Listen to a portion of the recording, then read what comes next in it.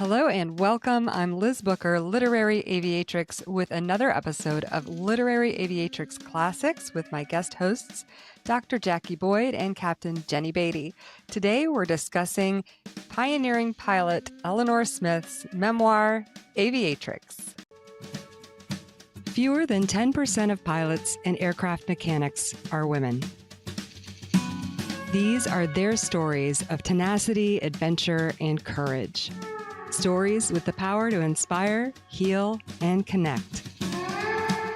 Welcome to the Literary Aviatrix community, where we leverage the power of story to build and celebrate our community and inspire the next generation of aviation.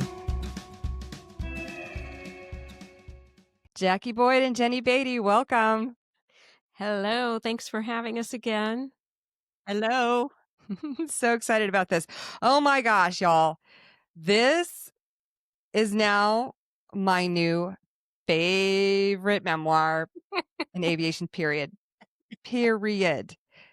I cannot wait to talk about this book for so many reasons. And I have some opinions about why she was able to be so good, but we'll get into those. So first and foremost, we're talking about Aviatrix, which is Elinor Smith's memoir. And Jacque, you always lead us off with, and here we go with Jenny with the book up. I've got my dust cover behind me as well, because I know I'm going to have to refer to the book, which is, as always, tabbed out.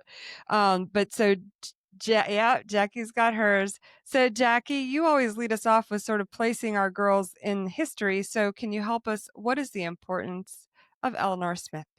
Reading this memoir, I agree with you totally. It is one of, if not the most favorite. And I think a lot of it is because she is a smart aleck teenager and can carry off what she did with such joy and such openness. And I realized that she wrote the book years later, but I just get the feeling that she never forgot who she was at that time and the joy she felt in doing what she did. And I mean, when we look at this book and realize that the time period that she covers in the 1920s, she was a teenager. The oldest she really talked about was that growth until she was 19 years old. And that just put everything in perspective for me. And the last bit of it where her buddies are talking about her and they say there is no such thing as a free lunch. She knew that. Flying under bridges, doing altitude records, fueling records. It is just an extraordinary journey through a teenager's life in aviation. I think even though she wrote it later, it is an extraordinary journey. And I think the thing that I loved the very most were the smart aleck analogies to everything. There was always a phrase that she would use that would pop up and sum up everything that had happened. I absolutely love this book. Oh my gosh. Me too. It's incredible. So Jenny, tell us about the book. And, we all bought these are out of print. So tell us about the book. Yeah, well, I just checked. Now, I bought my copy quite a while back and bought it autographed. It's signed by the author, Elinor Smith, to somebody else. And when I bought it, This happens sometimes. It came with some what's called ephemera, which means there were some clippings and a letter from the author to the recipient, the original recipient of the book, on her letterhead, written just a very brief message to the recipient, and that was inside the book when I got it. And then this clipping is from an article about her from um, Modern Maturity, and the years cut off, but later in life, an article about her. Um, so this is the only print edition. It was published in 1981 in hardback. There is no other edition that's in print or paper, but I did, and it's available for about $60 on the normal websites where you would go for used books. And if you are wanting to have an autographed copy, there I saw one available for $165. But then I did see that there is a Kindle third edition that was published by the Sullivan Family LLC or Incorporated. Now, Sullivan is her married name, so I think that her children later produced then this digital version that's available for about $4 on your Kindle. Oh, that's great news. I feel so silly that I didn't even look that up. Uh-huh. Thank you for checking on that because I'm learning because I'm not a digital book person, but I'm learning that others are, and I need to check. Oh, you know what? That is fantastic news. And here's why. I felt like during this conversation that we needed to tell everybody every little detail of this book because what a waste for it not to be out in the world. Now that I know that it is available, we don't have to do that today, but there's still a lot to talk about. Jackie, what did you have to say? It is and the Kindle version is exactly like the 1980 version. But there is something that I'm going to share that sort of influenced. I read the entire book first, and then I took a look at this. What is There this? we go. This is And what is it? a notebook, and it's written by her son, Dr. Patrick Sullivan. He lives in a facility with a good friend, Eleanor Hearing, who was an AE trustee, and she is in this assisted living facility in Colorado. And she met Patrick, and and according to him, he didn't like the way she organized the book. So he had gone back, didn't change the writing particularly, but put it in what he felt was a chronological order, which it really isn't, but that didn't ever bother me in reading the book. And then he added a chapter every 4 chapters with an explanation of what he thought went on. And I kind of, after I read it, I went back and reread her entire book. And it kind of put things in a different order, but didn't change it. And when I looked at the Kindle book and saw that it had been put out by the family, that juxtaposition of what he did and that the family republished it as is was kind of a treat in a lot of ways. But the Kindle book is great.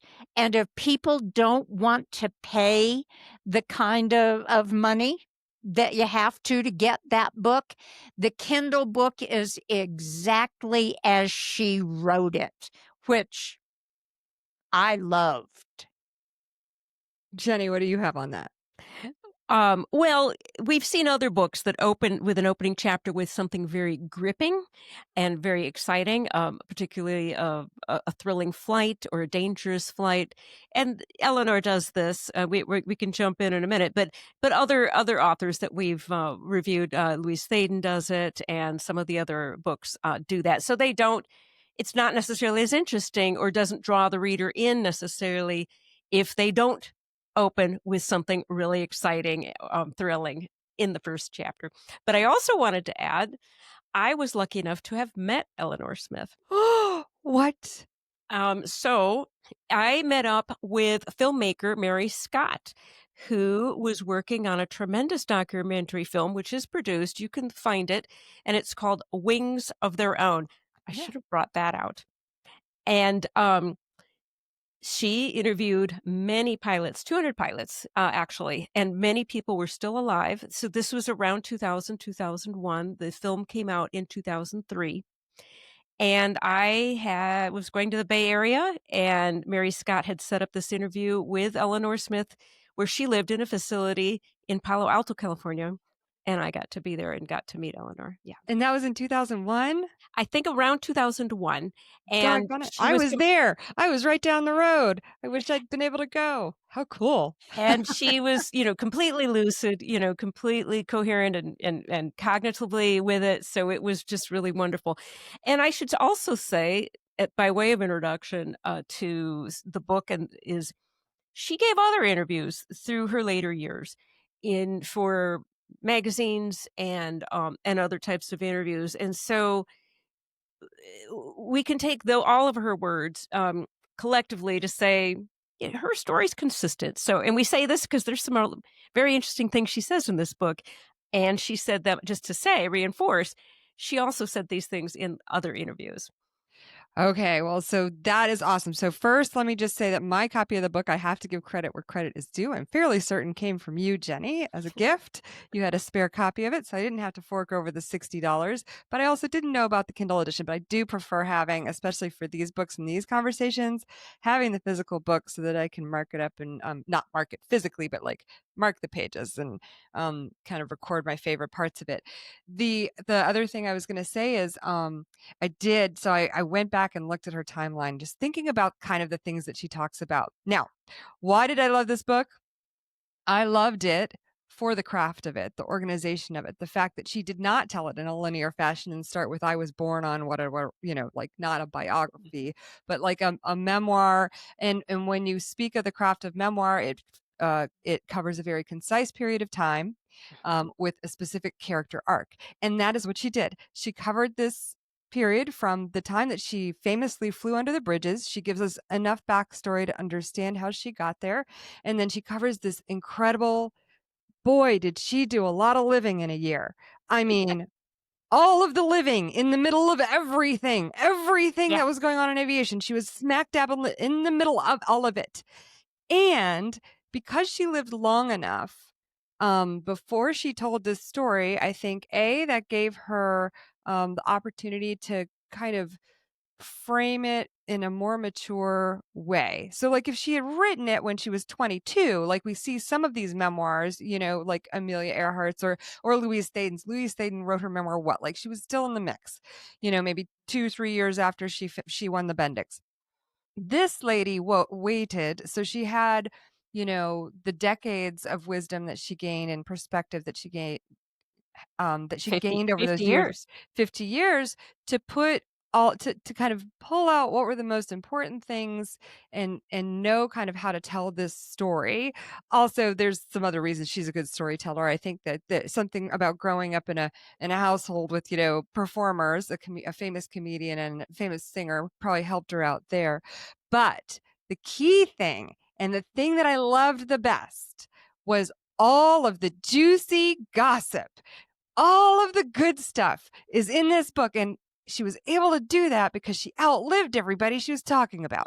And so Yeah. most people don't have the liberty of, running off at the mouth about this one was doing that thing and this one was doing that thing. And she's not just gossiping to gossip about people. There's a reason she's telling us, she's giving us this context about how it impacted her and her moment of glory during that time period. And the one thing that I wondered is, is she a reliable narrator? And so like having sort of the confirmation of these other repetitions. So Jackie, what you have something to say?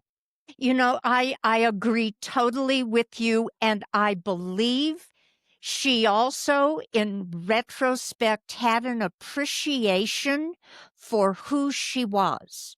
She wasn't trying to right the wrongs, so to speak, or give herself more maturity. I think she truly appreciated that she did this as a teenager and she Yeah. liked who she was. Yeah. I do. I think there's a lot of hindsight that served her well. Yeah, and I don't think by any means that she like held herself on a pedestal unnecessarily or inappropriately. She certainly talked about her own mistakes and her own regrets and her own embarrassments. Absolutely. She was that was the other thing. She was very generous about, being self-deprecating where it was appropriate, but also like sharing her feelings. This is another thing that we don't get in a lot of these books. I mean, Mhm. Louise did a great job of talking about like her fears and those kinds of things, but a lot of times they're very guarded. And this book is not guarded in any way. It's fabulous storytelling. Absolutely number one favorite so far. So, with that, unless anybody else has anything to add, we will roll right into chapter 1, and that's on me today, I think. So, she starts like we talked about. This is a little non-linear storytelling, and gives us the hook right away.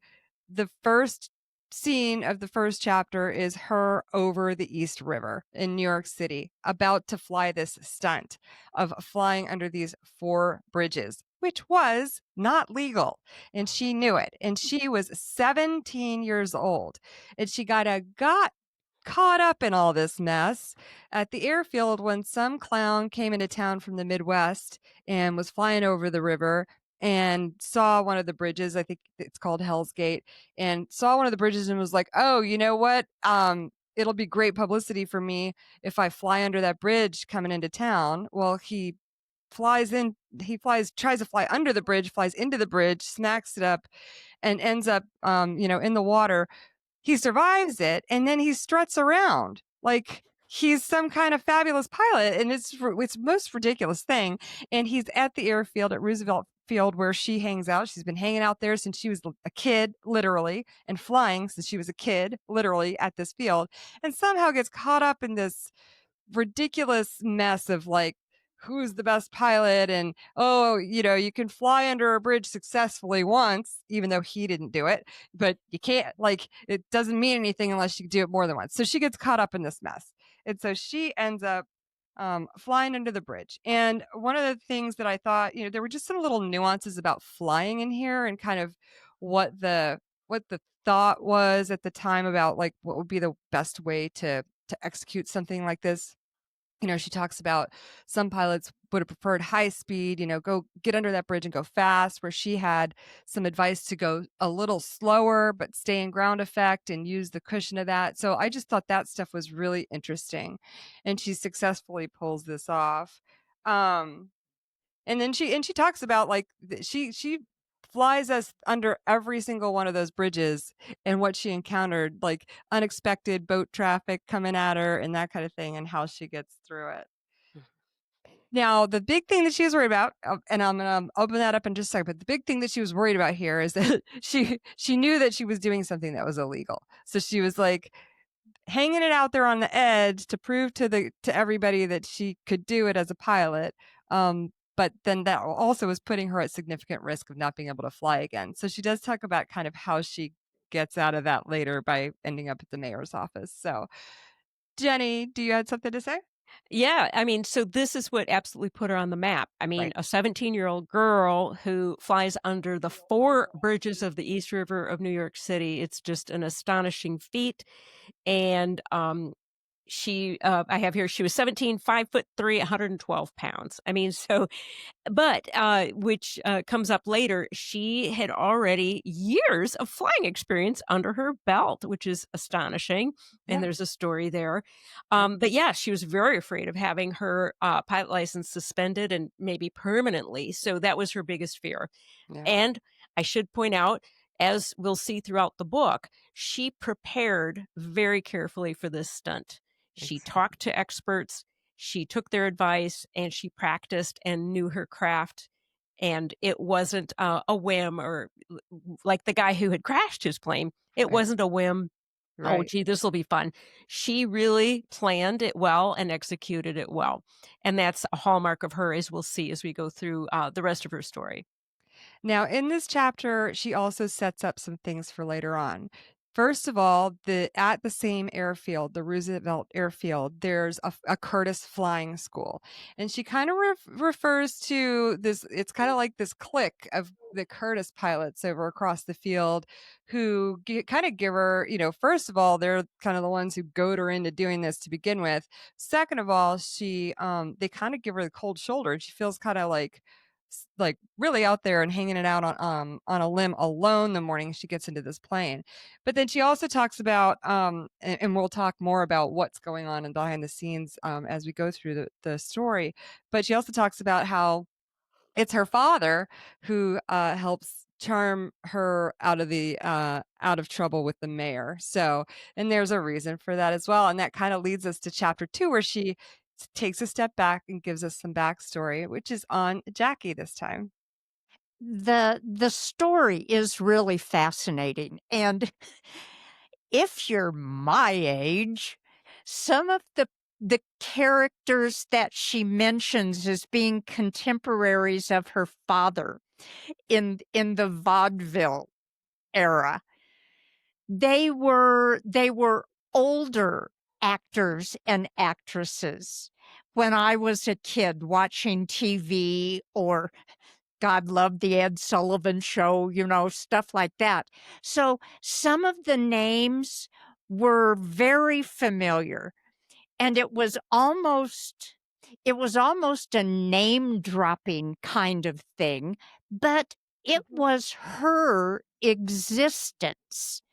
And when she talked about them moving to Freeport and the house and the community, it was one very much for actors who were trying to find a comfortable place in society. But the thing that made me giggle was when she said it was 35 miles away from Manhattan, and the number of hours that it took to get there, because it was a one-lane road that they were driving on. I loved that background. It really Mhm. set the scene for the time that she was raised in. And this is where, with the family background, being a part of an acting family gave her a tremendous background in the society of the era. And I've read a couple of other books about the same era, and I loved how she remained true to the vocabulary of the time. It was mother and father, and it was father who owned the airplane, and it sets such a wonderful family dynamic that carries over through the rest of the book, and sets that kind of stage. This is where she introduces us to her first experience in the air. And when she was with her brother, who is an absolutely hysterically wonderful character, through the book. It's like brothers and sisters who give each other no quarter. And he keeps her honest in a lot of ways. But this finding a sign alongside the road, she referred to it as a potato field, with this very strange looking airplane that was a Farman pusher. And I had never heard of the airplane before. So I did a little bit of research, and it was just the most ungainly looking airplane because, and I use the word cockpit loosely, because it's this capsule hanging out of the front of the airplane. And for a father to have allowed two young children to take their first ride in an airplane like that also set the scene for what kind of family life she had. And it says the pilot was a well-known French pilot. Again, the name was not familiar, and so I did a little bit of side research. This man was well known in France, and it sets a flavor for aviation at the time. A lot of this was record setting.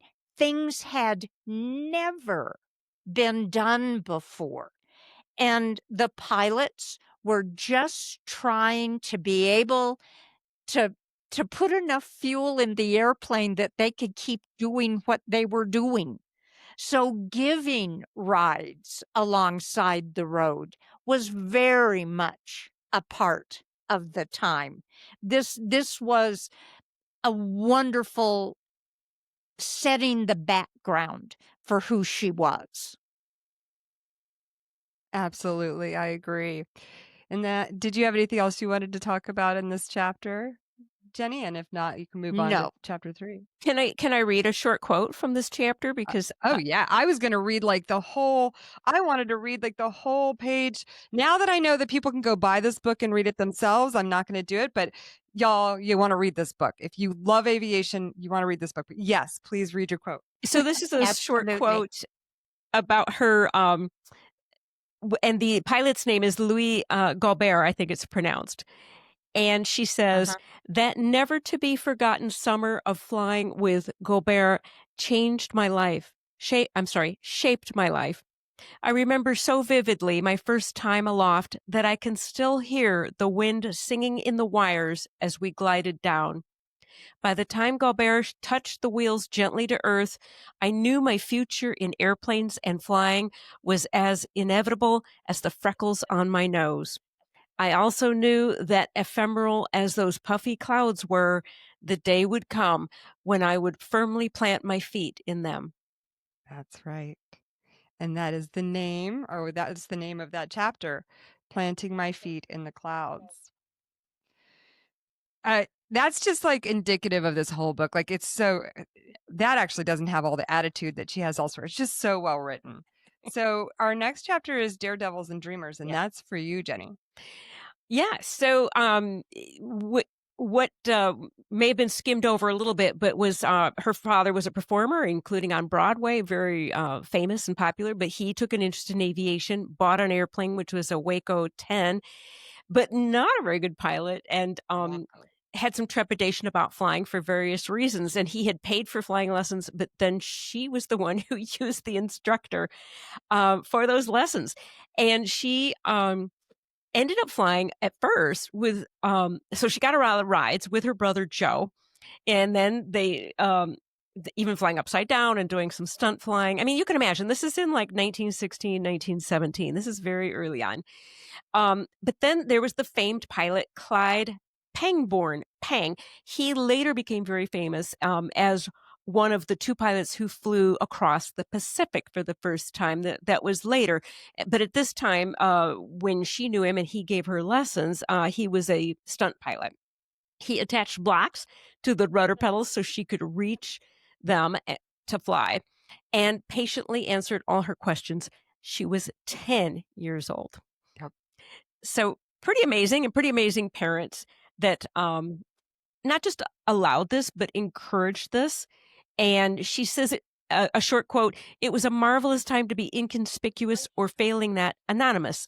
There was no better way to learn something than by doing it without pressure, deadlines, tests, or cram courses." So she was also taking all sorts of other lessons, French, horseback riding, piano, tap dancing, and ballet. And her parents required that she maintain high grades or she would be pulled from these classes. And she says, "I would have given it all up to keep flying."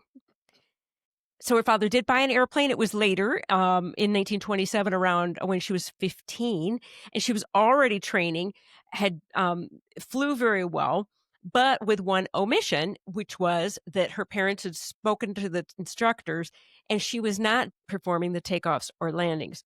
So she was ready to solo. She felt ready to solo, like many bold pilots. They feel like they're ready to solo before perhaps they actually are. And she was one of these. But her parents told her she could solo at age 18, which was 3 years away. So it seemed like forever to her. If you've been a teenager, you know what that means.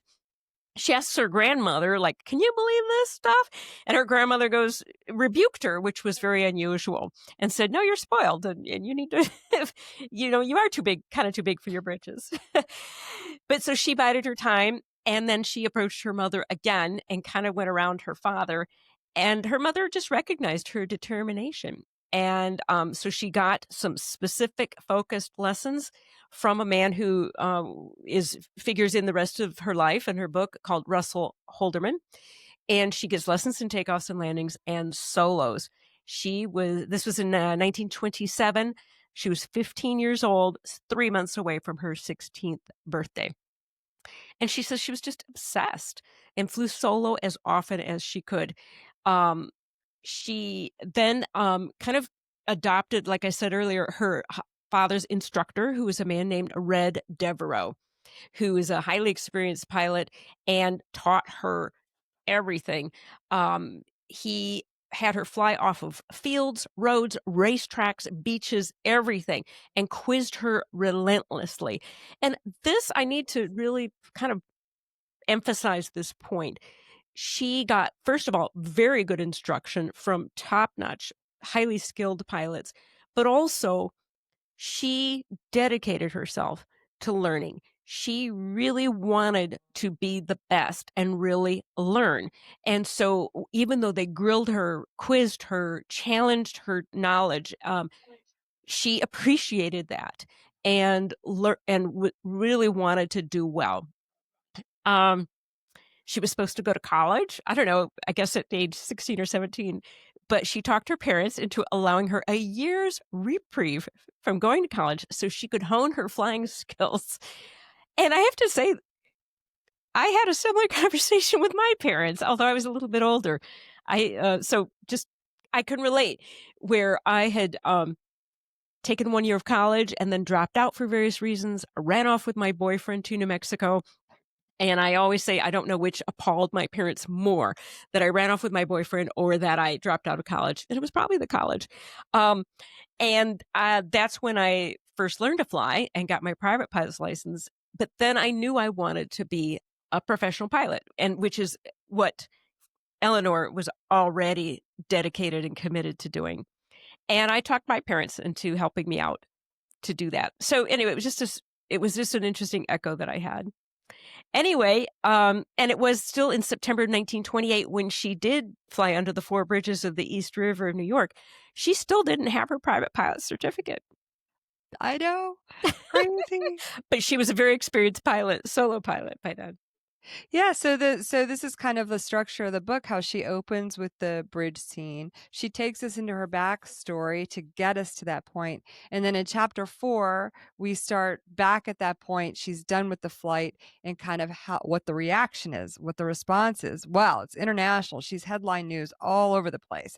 And the Curtis boys across the field are not impressed at all. They're annoyed with her. So So you talk about this kind of, her privilege, her access, her family connections. She kind of builds this cast of, supporting guardian angels, really. Like Red Devereaux is one of those. She's got another one.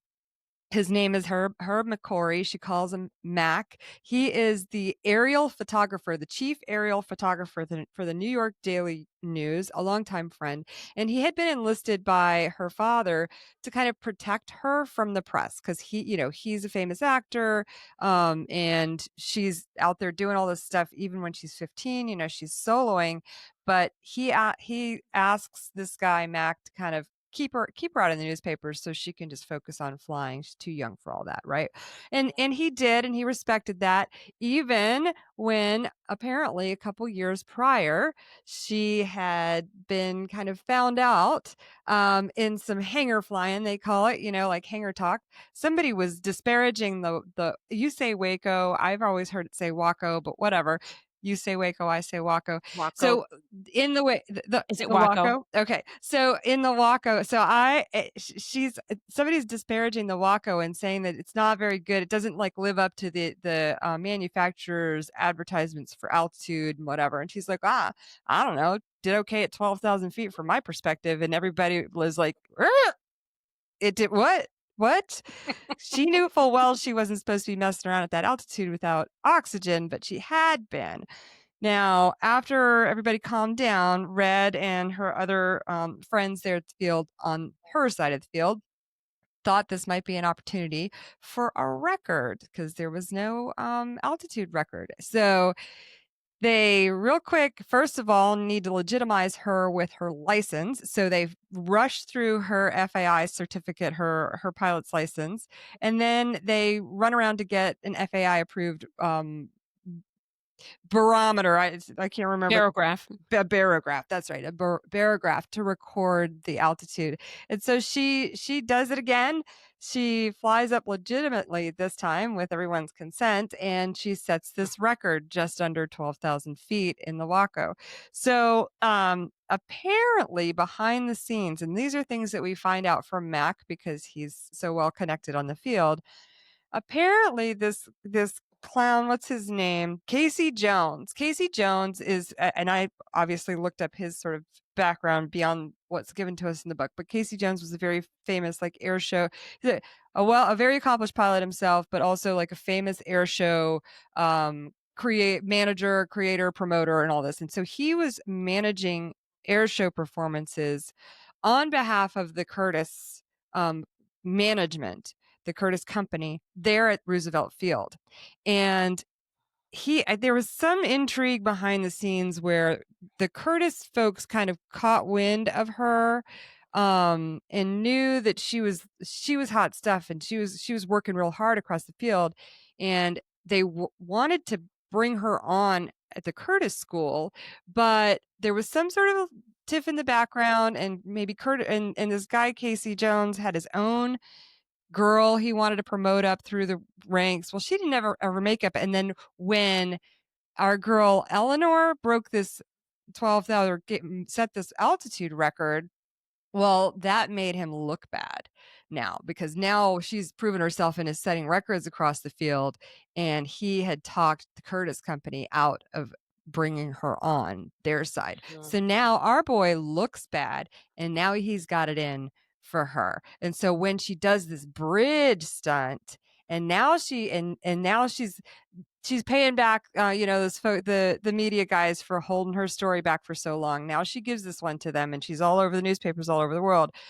Our boy Casey Jones is not happy, and so like this is where I went and popped my bag of popcorn and like was the whole book. Because the intrigue goes on and on and on. This story keeps going throughout the book. But there's a scene where, and at this time, just by the way, she is giving rides. Like that's kind of how she's on the daily. She's getting a lot of practice because she's flying over to a beach and giving people rides, even though she's not licensed to do this. Shouldn't be doing that. It's not supposed to be. Not for hire. But, Yep. it's apparently this was pretty common back then, and it's a thing that I'm exploring in other projects right now, in fact. But so It's Sunday after all this goes down. The Curtis folks are going to have their little air show today. She's meanwhile scheduled to go fly, but before she goes, she pulls out her binoculars and she's going to watch the show. And then all of a sudden, her plane is engulfed with people who want autographs from her because she did this bridge stunt. And it's quite a scene. There's a lot of chaos going on. At one point, there are a couple guys coming at her plane with penknives. And then the ground crew, her little ground crew guys have to come in. Red comes out and sorting things out. And then all of a sudden, Casey comes across the field and tells them to get her plane back in the hangar. And she's like, I'm not in anybody's way here. He's like, you're impeding the air show. She's like, I'm not in anybody's way. And so Red goes and has a little altercation with this Casey guy. And by the time he comes back to the plane, he's like, there was a little, she got caught doing something else too. She was maybe putting the plane through its paces that it wasn't supposed to be doing. She got caught suspected of doing snap rolls because of some wear and tear on the plane. And he was like, oh, you want to do some snap rolls? How about you take off and get in the air and give these people a show? And so she does. So they're all their jealousy and hate. And he's like, go on, show them what you got. And so she takes off and she gives him a little air show right over the field before she flies over to her sand runway and starts giving people rides that day. I just thought that was the best story. That kind of epitomized the way that basically how she's gonna deal with people who try to bring her down throughout this book. Then the other scene that happens in this is Well, just to interject, I mean, that is a theme of this book yeah, where people underestimate her or put her down, whether it's because she's female, young, and she is very young. But her flying, she proves it every time with her flying. that's right, because she's Every time. worked She so hard. can do the flying. Exactly. She's worked so hard and she's been mentored so well by such professional pilots that she does the work. And she does say that this was her first brush with professional jealousy and it stung. And I can relate to that for sure. I can relate to that for sure. The other really important scene in this chapter, and I know I went on and on, but I just feel like this is so important to kind of set the stage. But the other important scene in this chapter is that she gets the opportunity to meet Amelia Earhart and George Putnam in a hotel in Cleveland. And it is an interesting scene. What I am impresses me the most about this is that she is definitely starstruck. She's meeting Amelia, who has a lot of cachet and notoriety right now, and is very elegant when she meets her. I don't think Elinor knows much else about her at that point, or doesn't know her flying that well at that point. So she just takes her at face value. This is a famous, elegant, composed aviatrix, and George Putnam is this really powerful publisher with his hands on all kinds of things who have the potential. They have the potential to help her in her goal to make a living doing this thing, at least for a year. Be able to support her hobby. So she's kind of starstruck in this meeting, but she's also picking up on a lot of really interesting dynamics between Amelia and George. And George is pretty aggressive with her. And ultimately at the end of this meeting, she gets a very warm opinion and impression of Amelia, but is definitely caught on guard with Putnam. At the end of the meeting, he says something like, "So what are you going to do next?" And she says something snarky like, "Well, I don't think anything I could imagine could be as good as something that you could imagine for me to do next." So she's very obtuse and doesn't answer him. Well, on the side, our girl has this lovely, lovely mentor, Lady Mary Heath. They're friends, and Lady Mary Heath, she seems to know all of the behind the scenes dynamics and is kind of also a guardian angel for her. And she just cackles when she hears this, because the way she sees it is that Elinor has now stumped Putnam, because most people would be just gushing to tell him everything, and then he would use that against them. And in this case, she kind of one-upped him, and she probably didn't even know it. So this is all the setup for this saga that continues throughout the book. And I was just like, oh, this is awesome. Oh, and yes, I mean, I was going to mention this. So Jenny is holding up a new book by Gwen. Lori Gwen Shapiro. It's The Aviator and the Showman. And I can't wait to talk to her about this book, but she had to have tapped into Eleanor's memoir for a And lot of interviews. this really interesting stuff that we're going to learn in this book. Firsthand knowledge. This girl was in the room with him and saw it with her own eyes. So from there, I will offer, if anyone else has anything to add before we move on to chapter 5, I'll give it over to Jacque. Well, just a note about that chapter. I think there was a knowledge of what she was doing with Putnam, because she says it various times through the book. When she says her Irish, basically spidey sense would happen, and she knew something was going on, and so she would handle it in a very calculated way. And to have a teenager handle George Putnam the way she did was absolutely spectacular. So it was one of the most attention-getting pieces in the book. And early on, I got an advanced copy of Shapiro's book, and we emailed, and I mentioned some things about Eleanor.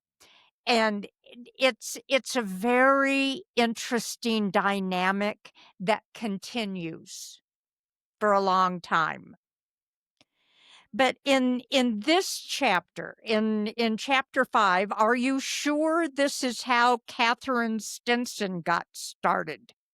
Which I thought was a wonderful title to it.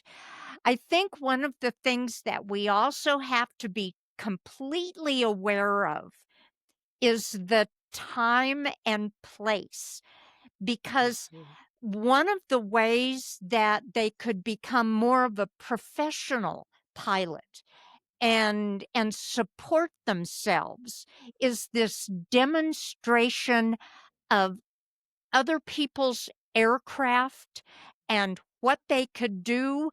They were basically car salesmen in the air.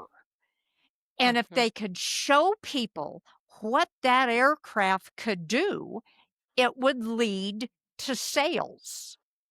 And so she was flying this bird biplane, and it started out in an endurance record. And so she was doing exactly what she had done with the rest of her flying before this. It was very calculated. She had wonderful training opportunities with this chapter brings a lot in about the altitude record, training under oxygen deprived environments. It is just it's a fascinating chapter in so many ways. But her sense of humor, once again, comes across, because she said it was scheduled for January 13th. And she says, please God, for January 13th, a stiff breeze out of the southwest, just for a couple of minutes until I get off, okay?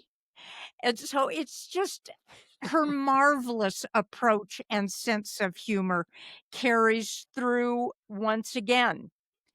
Well, she got word that Viola Gentry was going to go for the same record and was doing this before her. And so Vi Gentry went up for 8 hours and 6 minutes. And then Bobby Trout out in California was going for the endurance record, and she flew for 12 hours. And the thing that I found remarkable for a teenager, instead of getting discouraged, she looked at it as being able to set a milestone and know what she had to work for.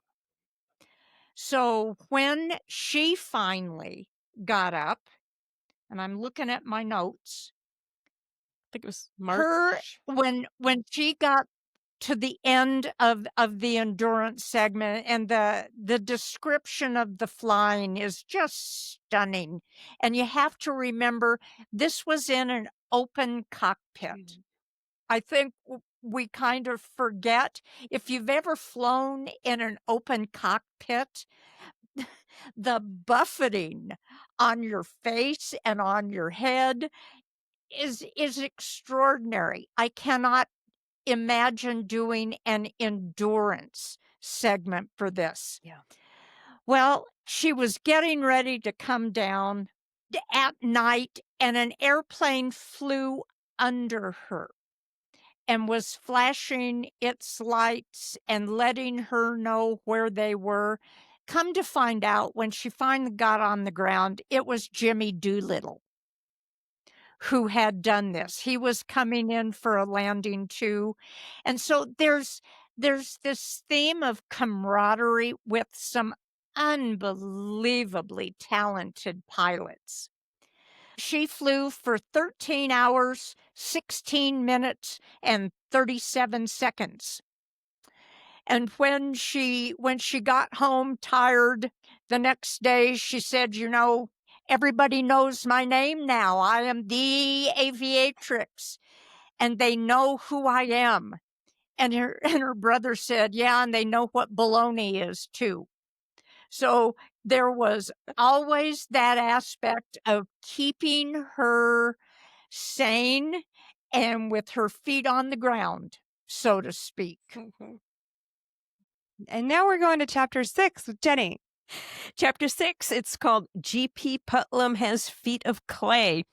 And so here, Elinor Smith has just set this incredible endurance record, and she's, flying high on that.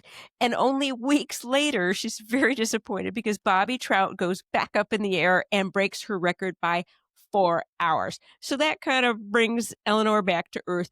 And she realizes she wants a bigger airplane, needs a bigger airplane. So she had met both Tony Fokker and GM Belanca. And she calls up Mr. Belanca and says, do you possibly have an airplane for me? And he goes, I've been waiting for your call. So that's pretty amazing. And so and apparently Belanca is very selective about who he allows to fly his aircraft.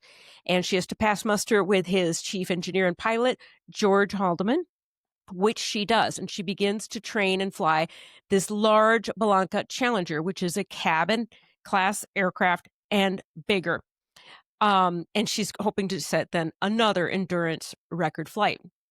Well, who flies into this field? I forget where they are, where Belanca operates out of, but it's a different airfield. And who flies in but Amelia Earhart with Captain Lancaster.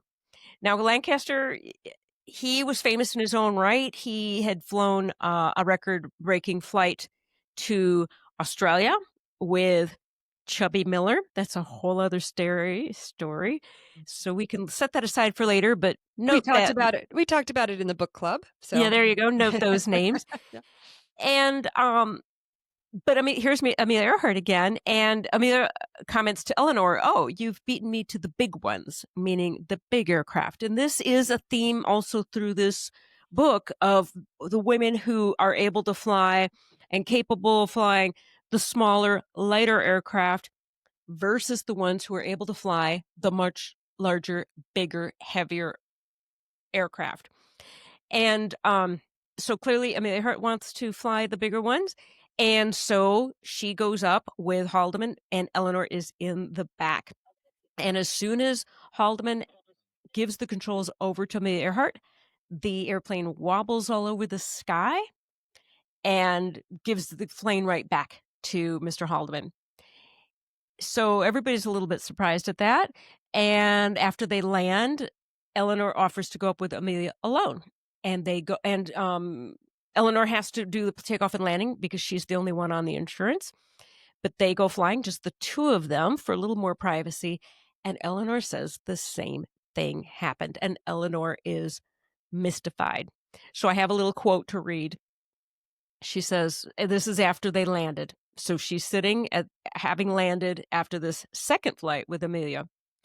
I sat down at the far end of the field to give her time to compose herself and me time to think of something to say. I have yet to live through a more awkward moment.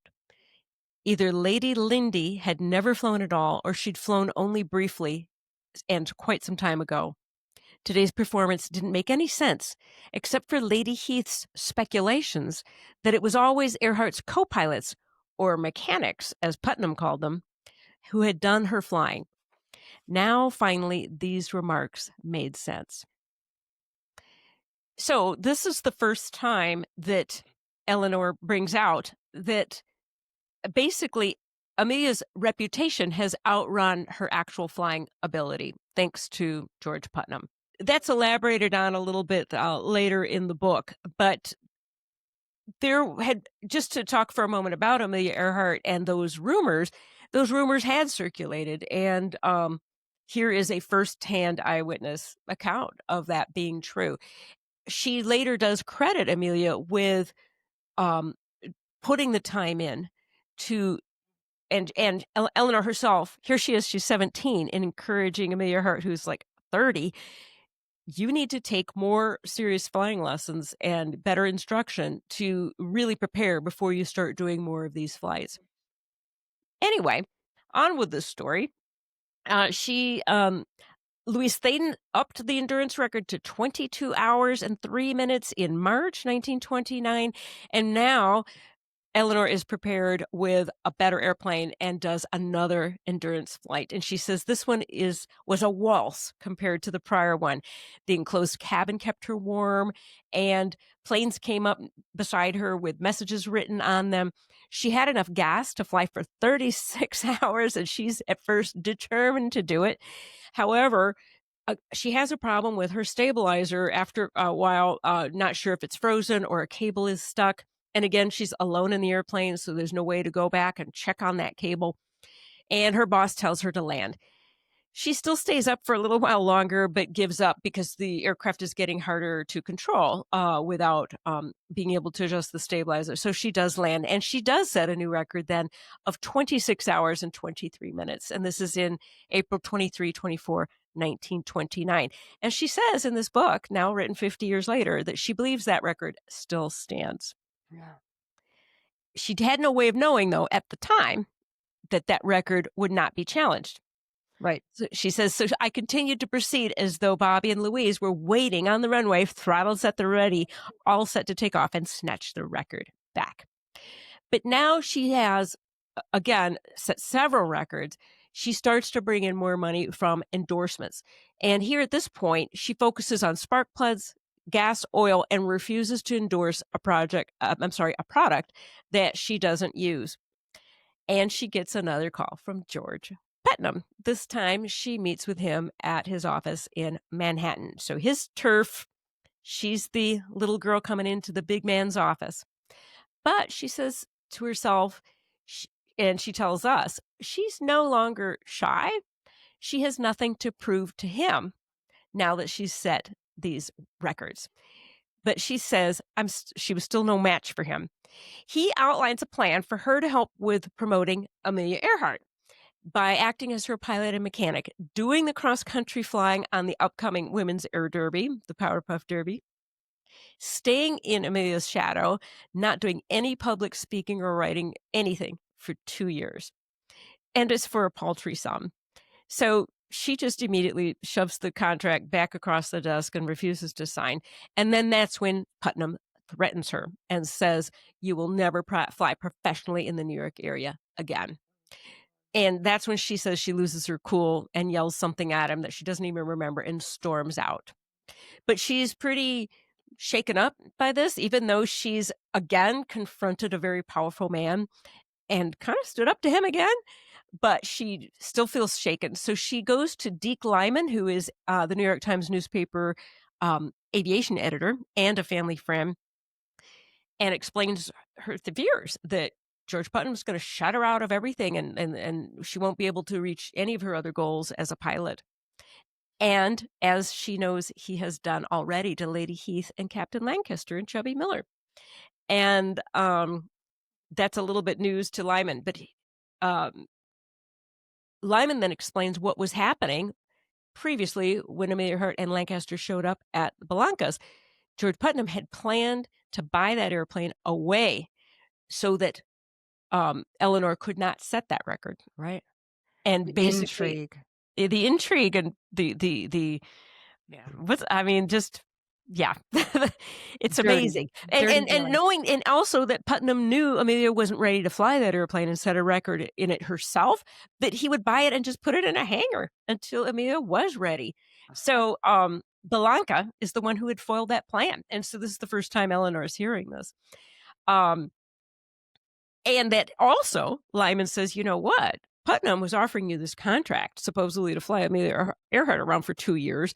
Well, guess what? He would ground you, and you would be grounded for 2 years and unable to do anything if you had signed that contract and shut out. But anyway, so everybody, though, is leery of crossing George Putnam because he's so well connected. He is connected to all of the New York newspaper publishers and executives, and word has already gone out that Lady Lindy, Amelia, is going to be America's top aviatrix. And so Lady Mary Heath also told her, and now Eleanor kind of realizes that there's always another pilot in the airplane when Amelia is flying, and that even when Amelia waltzes out of an aircraft, um, you know, Eleanor has to really think, did I see Amelia land that airplane? Or is it just that the image gave that image and gave that impression, not just to her, but to the media and everybody else, that Amelia flew that airplane in? And she says, but even after all that I had now learned, I didn't doubt that Amelia was innocent of any complicity in Putnam's plans to buy the Belanca I'd flown. It would be completely in character for him to keep her in the dark about his schemes. Knowing full well she was too inexperienced to fly it, he would simply sideline the plane in the hangar into the day she could fly it.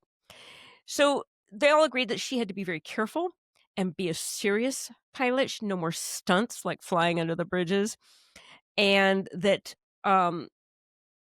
she had to expect that she might be turned down for flying jobs because of Putnam. She, though, gets a job offer. She thinks it's from Belanca himself because Belanca called her up to tell her about this offer. And it's to fly a Belanca Pacemaker, which is even bigger than the Belanca Challenger she had just flown. And it is, though, to fly for the Irvin Parachute Company. She learns later that George Putnam stormed into the Irvin offices demanding that Eleanor be fired and Amelia Earhart hired in her place. But based on Eleanor's records already and Belanca's recommendation, they did not do that, and they kept Eleanor as the pilot. So at some point in here, after all of this stuff goes down, she does get a gig flying a tour with these parajumpers. So she's on this tour doing this thing, and then at some point we get this kind of like fed to us in the next chapter that she at some point had done something in a Cessna, and she had picked up significant airspeed in this Cessna, and she'd gotten some buffeting, some really uncomfortable wing buffeting, and she was like, you know what, this ain't right, and I'm not flying this thing, period. Well, she's on this tour flying these jumpers, and Red, who is now married, and she kind of, I think she hints that she may or may not have had a little crush on him, but now he's married, and so all of that is gone away, and she doesn't have to worry about that anymore, so, and things are good. So Red calls her up and says, hey, I'd like to do something in a Cessna with you. And And she's like, I don't think so. He's like, well, can I just come out and talk to you about it? So he brings the Cessna out. She tells him about this thing. He now wants to do what he wants to do is a pylon race, and wants to have both him and her be in a pylon race in the Cessnas.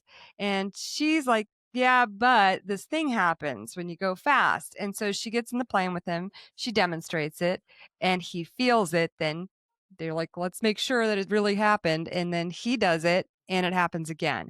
No good. Like, there's definitely something wrong with this plane at high speed. You're getting some really, what feels like it's not right for sure, and could be dangerous buffeting. Coincidentally, when they're back on the ground, our boy, Casey Jones, the one who from Curtis, like strolls across the field.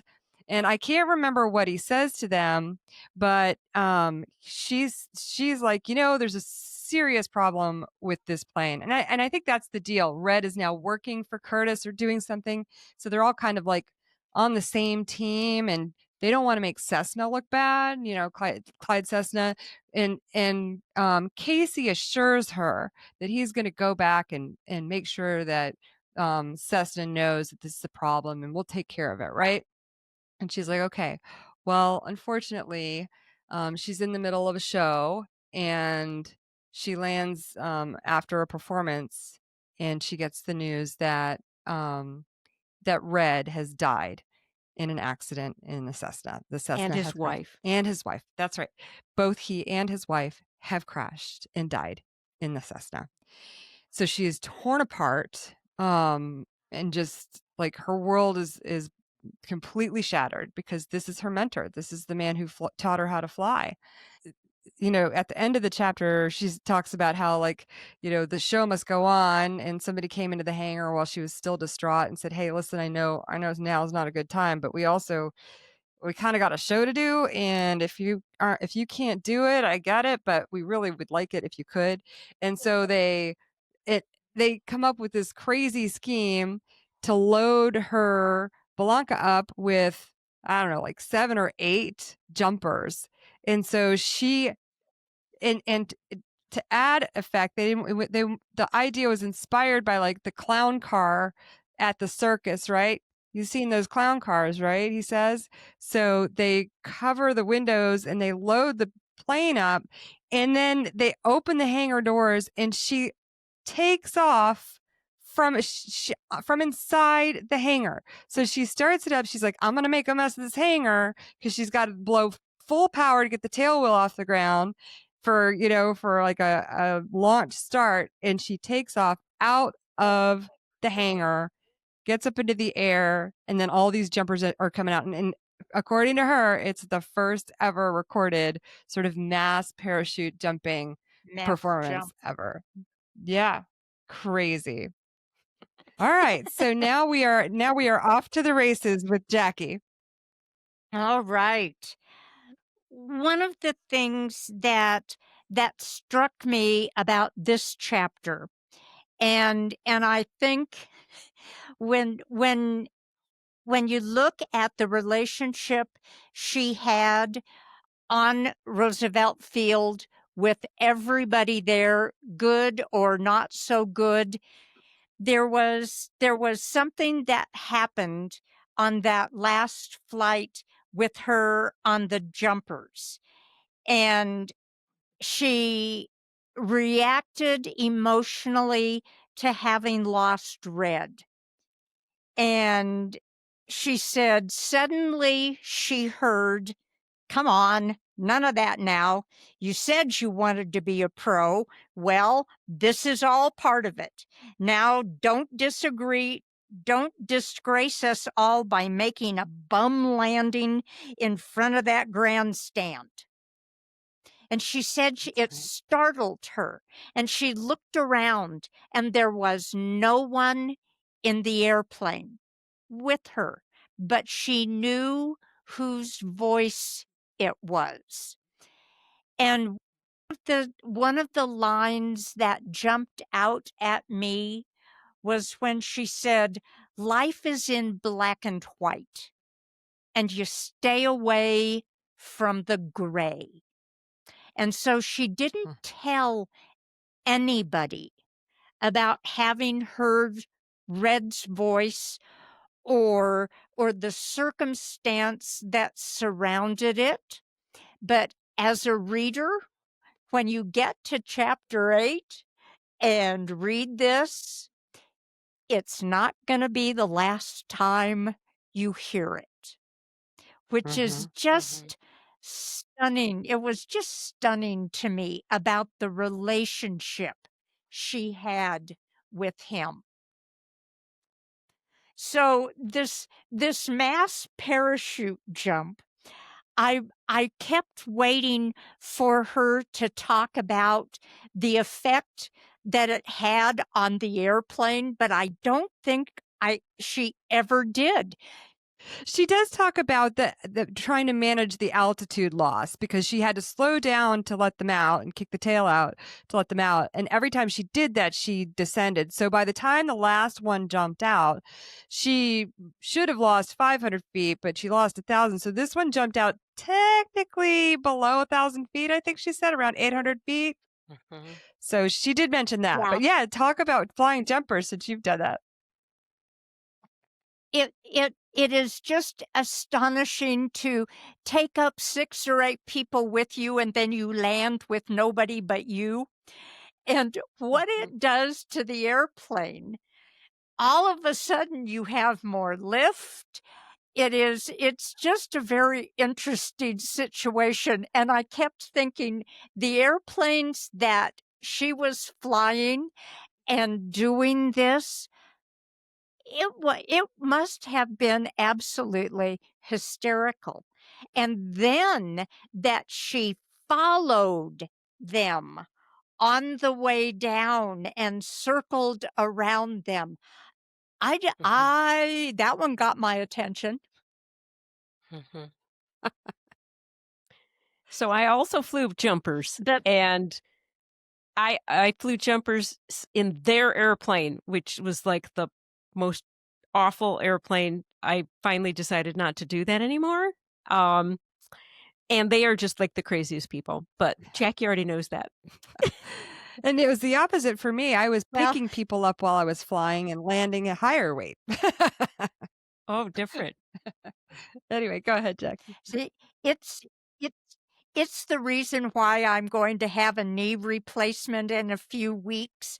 Those 500 free falls in your 20s, you forget what that does to your knees in your 70s. So the jumping, the flying, the jumpers, all of her descriptions of that, I loved.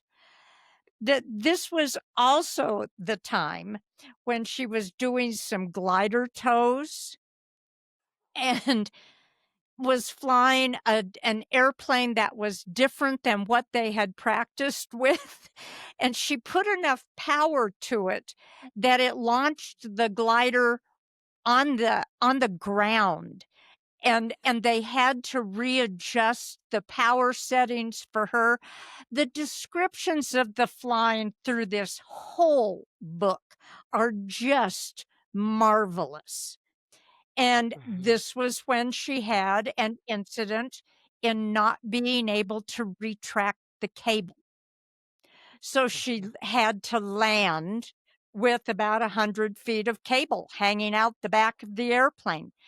The descriptions, keeping in mind that this was the 1920s, is something that I think the reader needs to have back there all the time in perspective about what they actually were flying with. Well, this is also when she brought up the Powder Puff Derby and talked about other women pilots. And my notes were kind of brief, but this was, I believe, when Earhart was flying the Vega, if I'm correct.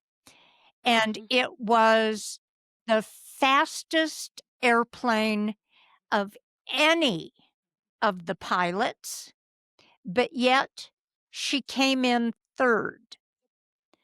And it was handled pretty nicely by those expectations that other people had.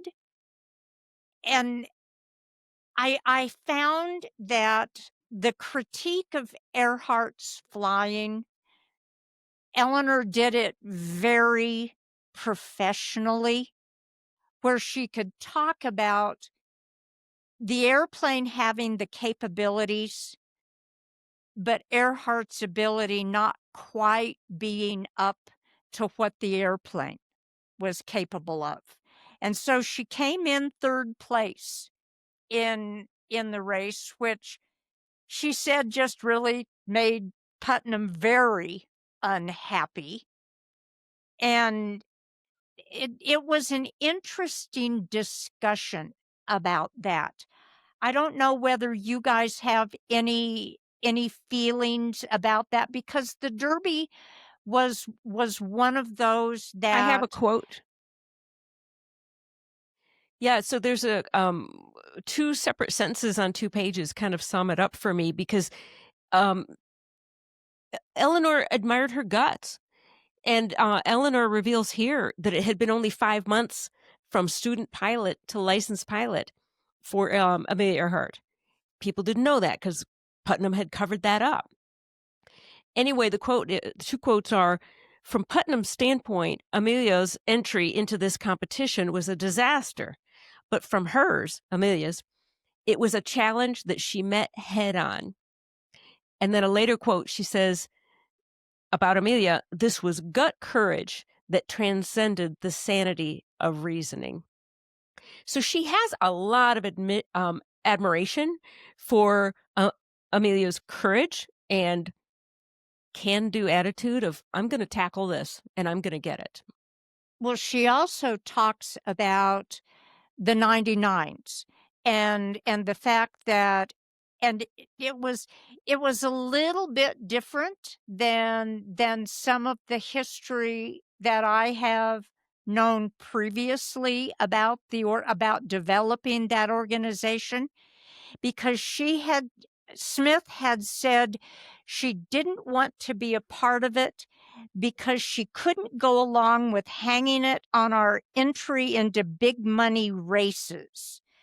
And I really was not aware that one of the big pushes from Earhart on forming an organization for women was to be an advocate, to be able to enter these big money races. But she and Phoebe Omley and I guess Mary Heath, was it Mary Heath? Yep. Yeah, who would not become charter members of the organization because of that. But she had a very down to earth conversation with Earhart. And I do think that there was, and naivete is not exactly the word, but I don't think she was completely aware of what Putnam was doing, although I think she knew the basics of what was going on with him and how far he was pushing her into this. But this chapter also talks about her relationship with Bobby Trout and being friends with that.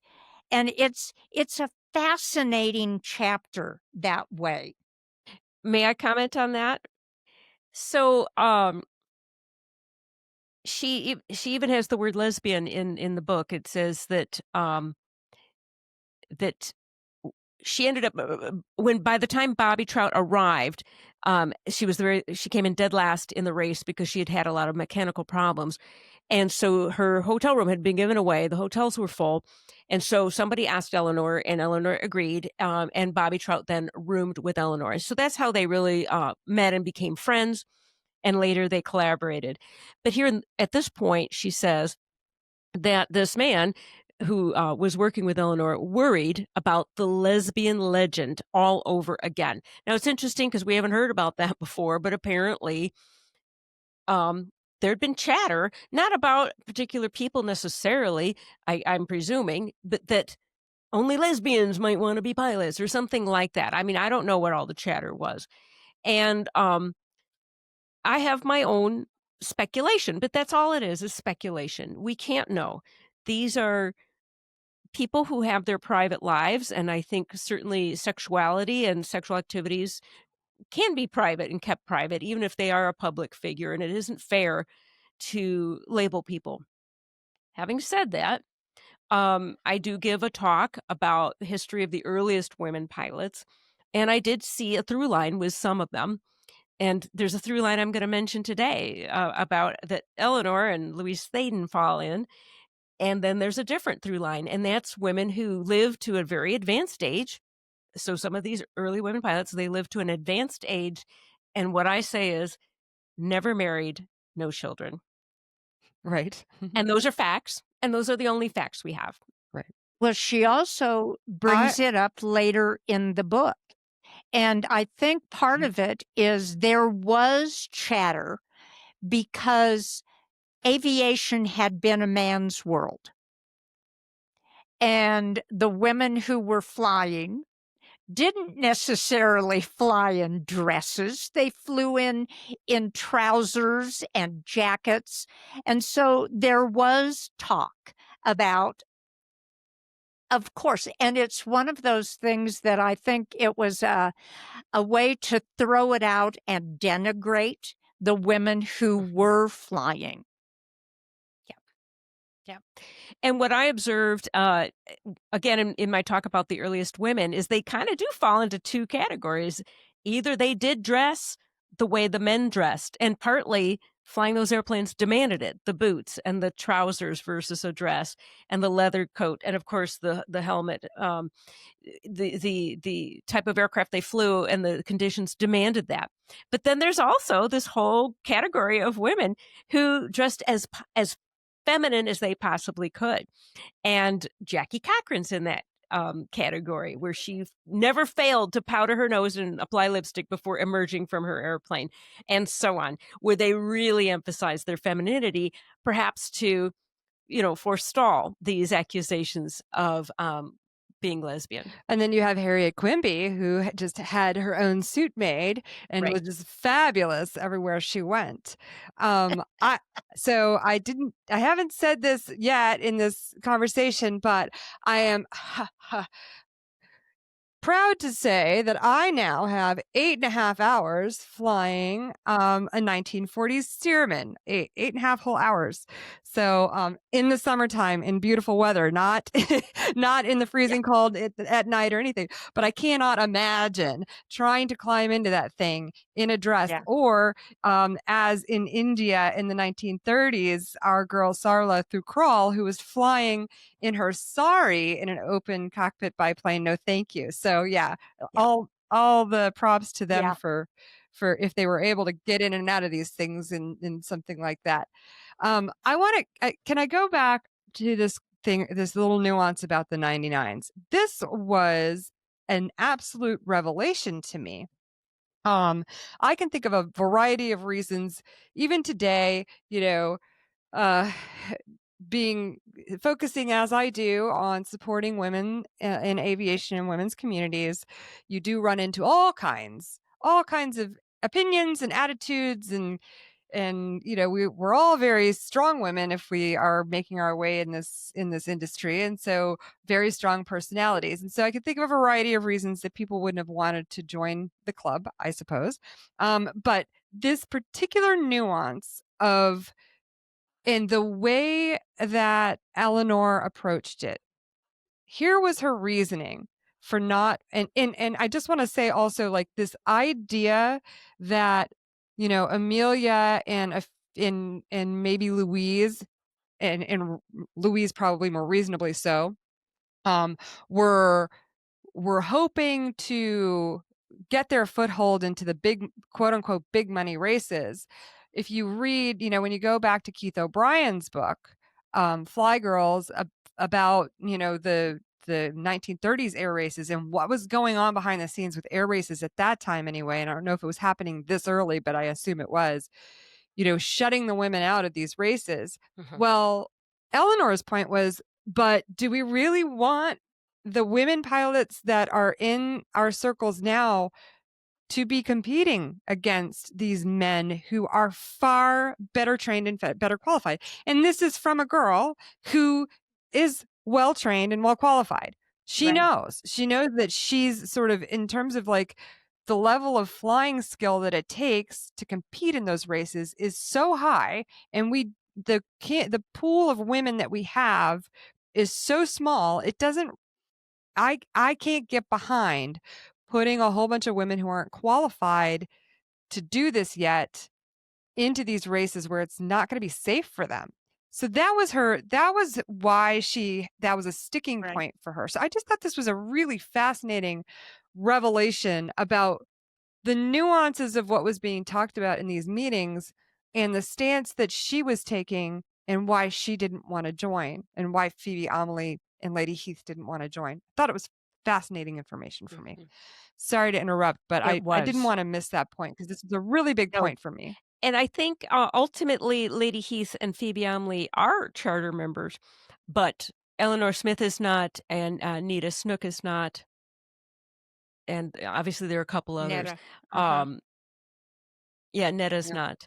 Um, and I mean, just my perspective now as a lifetime member of the 99s, and I've been a member since I first qualified, getting my private pilot certificate, um, is that the organization is more than that. And it's not. So to me, it feels Today like it her is. argument is a little bit narrow. Well, today it is, but Right. in this moment, this was very nascent conversations, and you know how Yes. people are in the room in a meeting. Like, you say one thing, and then that's a sticking point for them, and they can't get behind it. Then they maybe can't see the bigger picture Right. of what else there is involved. So, Yeah. I just was very, very interesting to hear that from her perspective. Mm. And I It interrupted, was. And and go ahead, Jackie. for as much work as I did looking at the history because of the AE scholarship, I had never heard it about the big money races being a part of that. But Mhm. I do. I admire Eleanor Smith for looking at a much broader picture and making that her reasoning for it. But I just Mhm. looked at the charter list, and Lady Mary Heath is a charter member. Mhm. Mhm. So, And Phoebe Amelie. and Phoebe Amelie is too. Yeah, I thought so. Mhm. They were both listed as charter members. Those But might be the two letters that came I in think late. maybe. But I think it also gives us a broader look at the relationship she and Earhart had. They could be totally honest with each other. And from the notes in the book that Eleanor Smith's son kind of wrote and rewrote, he said that that relationship continued. And on the part of his mother, there was a great deal of fondness. So even Mhm. though they disagreed, even though I think Eleanor Smith had a marvelous handle on George Putnam and what he was all about, I think it's still, the two of them still kept their relationship on even keel. And that says Mhm. a lot about the era. Are we ready to move on to chapter 9? I'm Sure. ready. Okay, that's on you, Okay. Jenny. Chapter 9, Jumpers and Other Hazards. So the Cleveland air races end on September 2nd, 1929. She finds all new maps marked with routes to continue on this tour that she and these two parachutists are doing for the Irvin parachute company. And she thinks back to Catherine Stinson, a little bit aside, where she talks about Catherine Stinson and how much she admires Catherine, who flew in the most experimental and dangerous early years of aviation for a decade from 1913 to 1922 and did all sorts of stunts, often the first woman to do many of these types of stunt flying. She broke all sorts of distance, solo endurance, and speed records, pioneered air routes, and raised millions of dollars for war bonds, and even flew over Lake Michigan on a moonless night with flares on her wings. And as a note, I want to point out, there aren't that many books out there about Catherine Stinson. So if we wanted to have a session on Catherine Stinson and her sister Marjorie, it's a little bit thin pickings out there. But anyway. But yeah, you say that, but as you know, I have been doing quite a bit of research from that period of time, and I actually found pictures of her doing these performances at night with the flares on the wings. And we had, and this was another revelation. I'm just loving this so much. I'm just digging into this, but it was, I go to Sun and Fun, and we've got Ghostwriter who does these. I think he's in a power plane. I can't remember if he's in a glider or not, but well, she wasn't in a glider, she was in a plane. But the whole point was just the fact that she was doing this in the teens. She was doing these performances with these lights. She did it in China and Japan. So anyway, that's another story. Yes, but yes, I'm totally fascinated by the Stinson sisters. So yeah, and so Elinor is too. This is years. This is after Catherine had already retired, which and she reveals that their brother Eddie Stinson had confided in Elinor that Catherine retired because she had tuberculosis, which is sad. Right. So anyway, but then her pal CB says that he's questioning her career as a professional pilot because he says here you are on tour, gallivanting across the nation, and you're not going to be available for that great day when some unknown Prince Charming will arrive to carry you away from all this. And she kind of scoffs. I mean, on the one hand, she is a romantic and she does want to marry and have children. She does have fantasies about that exact thing. But she also says, my concentrating on skill building in order to get this far had already set me apart from the normal socializing of my peers. And let's remember, she's still a teenager, right? But not that I missed any of it. And looking up at the clear blue dome above, lightly dotted with baby snow white clouds, I was about to slice apart with my wings. I wondered why anyone would want to be taken away from all this ever.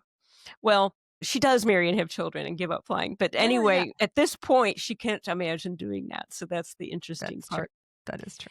So they continue on this tour and come to Wichita. And first, on the good part of this stay in Wichita, she meets Walter Beach, who's famous for the Beach Aircraft Company. And we met him as the powerful mentor and supporter of Louise Thaden in Louise Thaden's book, High, Wide, and Frightened. And now Walter Beach invites Elinor over to his factory to see some real airplanes. And but he still admires the Blanca and she admires the Beach aircraft. And so they mutually admire each other as well. But then they have a terrible incident happen.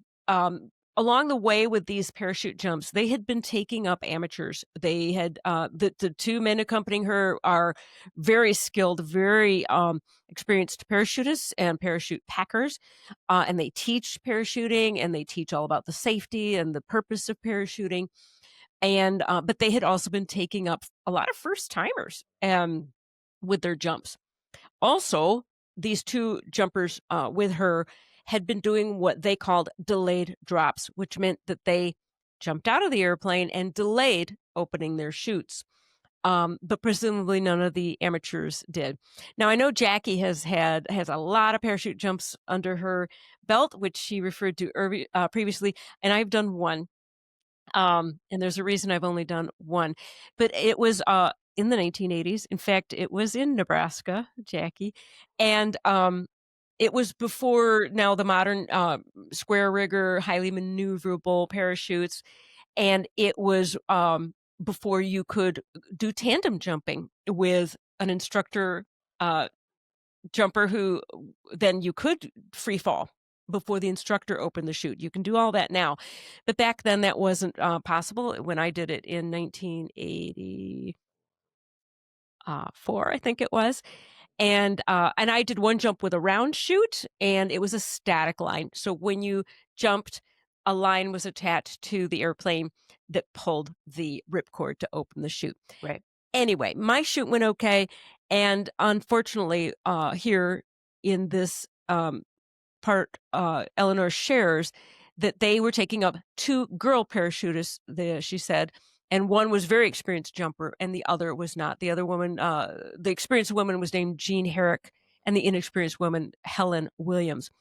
And there were 6 of them on the airplane. They climbed up and Jean jumped first. I'm sorry, the man named Jean, and then descended. And then the plan was for Helen and then Jean, the woman, and then Bert to jump.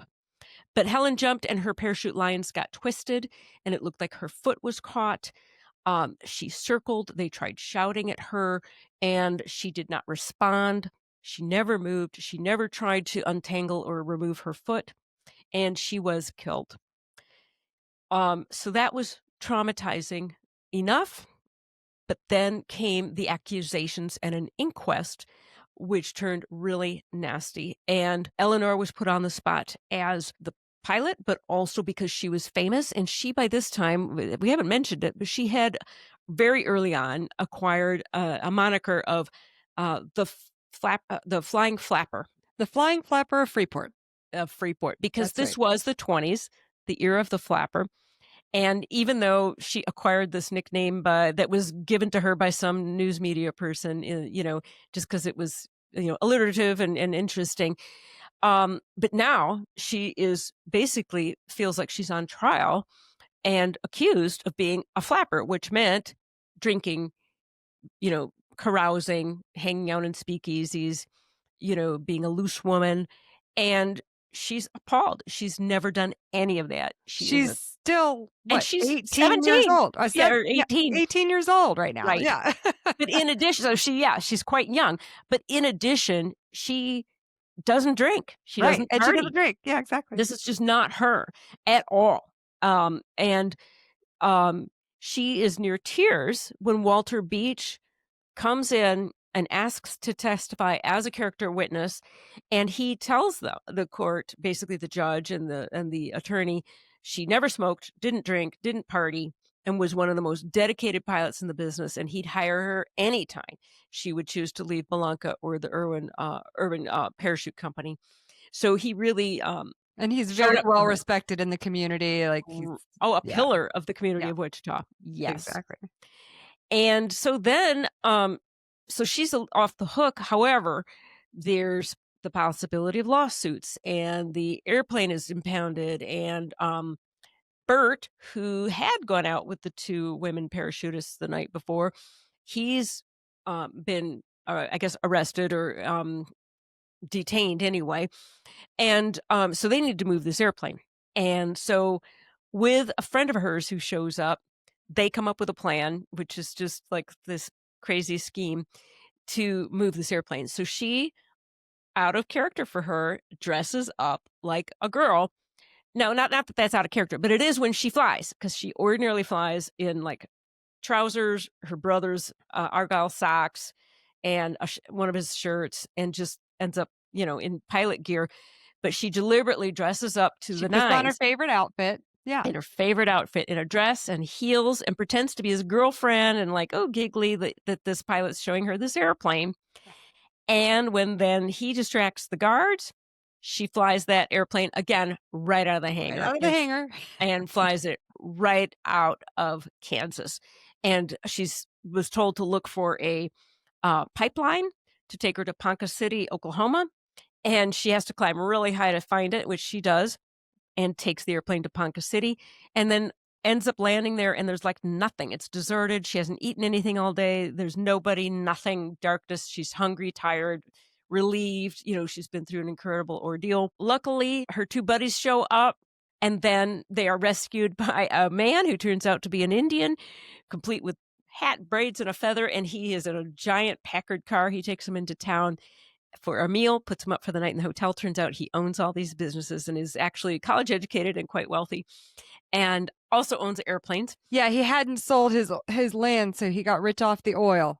That's right. That's right. And I did some Googling to try to find out who this might be, because I she know. says she forgot his name, and I could not find a name. I definitely would love to know more about that guy, but anyway. Right? This sounds like a real character, and yeah, pretty interesting person. Yeah. So, but Bert finally then was released, and they made their way to San Antonio, which was going to be like the highlight of this tour. But by this time, the news stories were out about this terrible accident, and so the interest had waned. So they ended it, and she flew home on a commercial flight from San Antonio to New York. And she was upset at these three really, really hard blows. Her instructor, Red, who was her instructor, and her friend died in an airplane accident with his wife. Now this woman had been killed in a parachuting accident on her own flight. And her dear friend, Mary Lady Heath, had been severely injured in an aircraft accident right there at the Cleveland Air Races, and she was critically ill. Lady Heath did ultimately survive, but still, it was very traumatic also for Elinor. And her spirits were lifted because then it turned out that the co-pilot for this flight recognized her. They knew each other, and he brought her up to the cockpit to fly at the controls a little bit. This is back in the day when you could do that. And a passenger then made a nasty remark about that, like, oh, took the chick up there to the cockpit. But then that pilot made it very clear that she, Elinor, had more flying experience than those two airline pilots combined.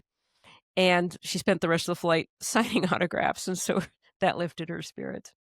So just weaving in to her book here, really important stories that I think all pilots share about the highs and the lows and the triumphs and the losses. Absolutely. Yep. That's one of my favorite things about this book, for sure. So in chapter 10, our girl is invited to go attempt to do an aerial refueling, another endurance and aerial refueling flight. Okay, so she did an endurance flight before. Now Solo. she's solo. Now she has been invited out to California to fly an endurance and aerial refueling flight with Bobby Trout. So that's what this chapter is all about. She does talk a little bit about some of the radio stuff that she's picked up to do and starting to make some headway there. That's going to come in later. But she goes out to California, and while she's there, we get to hear all about she meets everybody when she's out there. Like she is in the middle of all of it. Like if we didn't get enough aviation name dropping in the New York crowd at the Cleveland Air Races. And now we're in California, in Hollywood, with all of the stuff that's going on there. So she, I don't know if she really gets to spend any time with Pancho Barnes, but she, of course, talks about the history there and how Pancho Barnes created the Motion Picture Pilots Association to kind of unionize and get fair pay for flying in support of the Hollywood motion pictures. She does meet Howard Hughes, does not go well, and it's okay. She ends up not needing him for anything. But she's staying with Bobby and her mom in their family home while she's there. But on the side, she's still got things are going rough with her father and his acting contracts. She's feeling like she needs to kind of make a little bit of money here and send some home. So she gets these kind of side gigs, basically being a stunt double for lady actresses. And so she wears wigs and flies the planes and is getting paid for it, but she's doing it on the down low. So the guy who hooks her up with this is like, hey, we can't be found out or we're going to get in trouble with this, the pilots guild here that we're trying to form. So she can't tell Bobby what she's doing on the side while they prep for this endurance flight, and things start to get that creates a little tension between her, that she talks about how she feels guilty about that and is never able to reveal the secret of what she was doing or why, and regrets sort of the tension that it placed in their relationship. But I just thought it was a fascinating thing. And then they end up getting up there.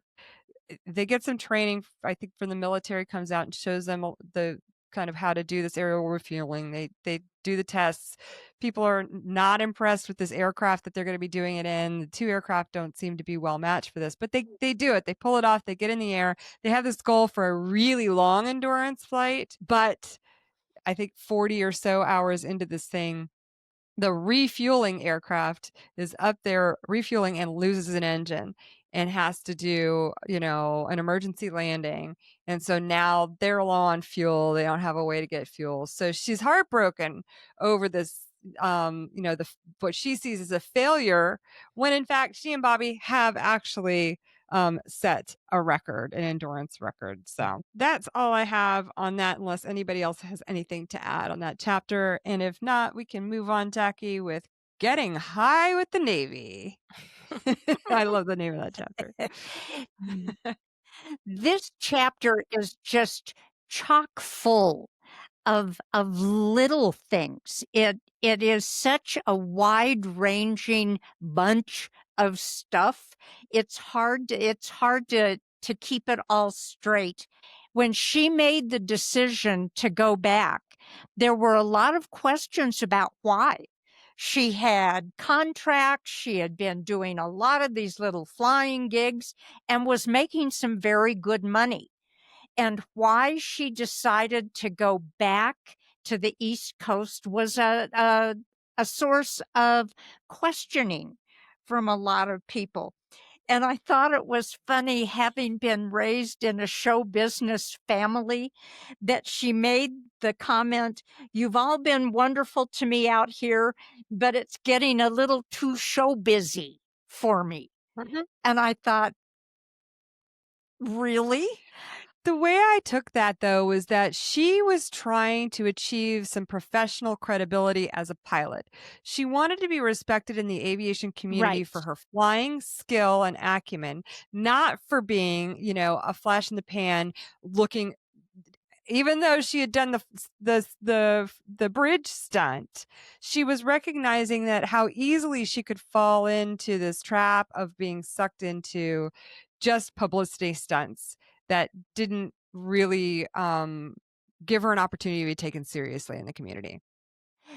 And I think that was one of the things that led to this high altitude record setting, because she said it would get her away from stunting into something Mhm. that was more substantial. And even though it was very much a part of the Navy helping her out with airplanes and with training with the altitude chamber, she couldn't mention any of that.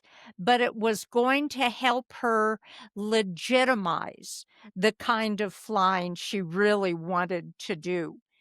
And there's just there's something different on every page. It was one of the only times that I agreed with her son on working with the chronology of some things that popped up, because this one just has stuff scattered all the way through it. She makes a comment about one of her regrets about not being on the East Coast was when Doolittle did the blind flying incident. And she said it was one of the things that was most important to aviation. She didn't get to be a part of it. And she still thought, even in the 80s when she wrote the book, that he didn't get the coverage and the credit he deserved for doing what he did with blind flight. So that was part of it. There was also our little buddy Casey entered the picture again. and asked her for an endorsement involving the Cessna Company. And she said, even now, 50 years later, I am amazed that he would even suggest my endorsing the airplane that was the responsible for Red's death. But my instinct was to tell him off once and for all. But I knew it would be a waste of breath and for anyone this insensitive. So this man keeps entering the picture, and not in good ways. So I have notes that are ranging all over. And this was where, and I made a mistake earlier. This was where she got involved with the oxygen chamber Correct. and Yes. finding out what happened with altitude. And if anybody has ever been through Oklahoma City's altitude chamber, it is, holy moly, it is mind-boggling.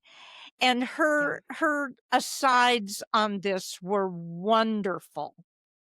When she finally got up, they went up to 30,000 feet, and it's a wonderful description of that era and what she actually was accomplishing, and with the support of the Navy, which just didn't happen for many pilots in the first place, let alone a woman who was also a teenager.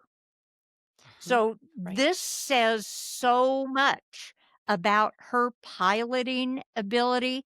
It is absolutely one of the neatest chapters, in my estimation, in the whole book.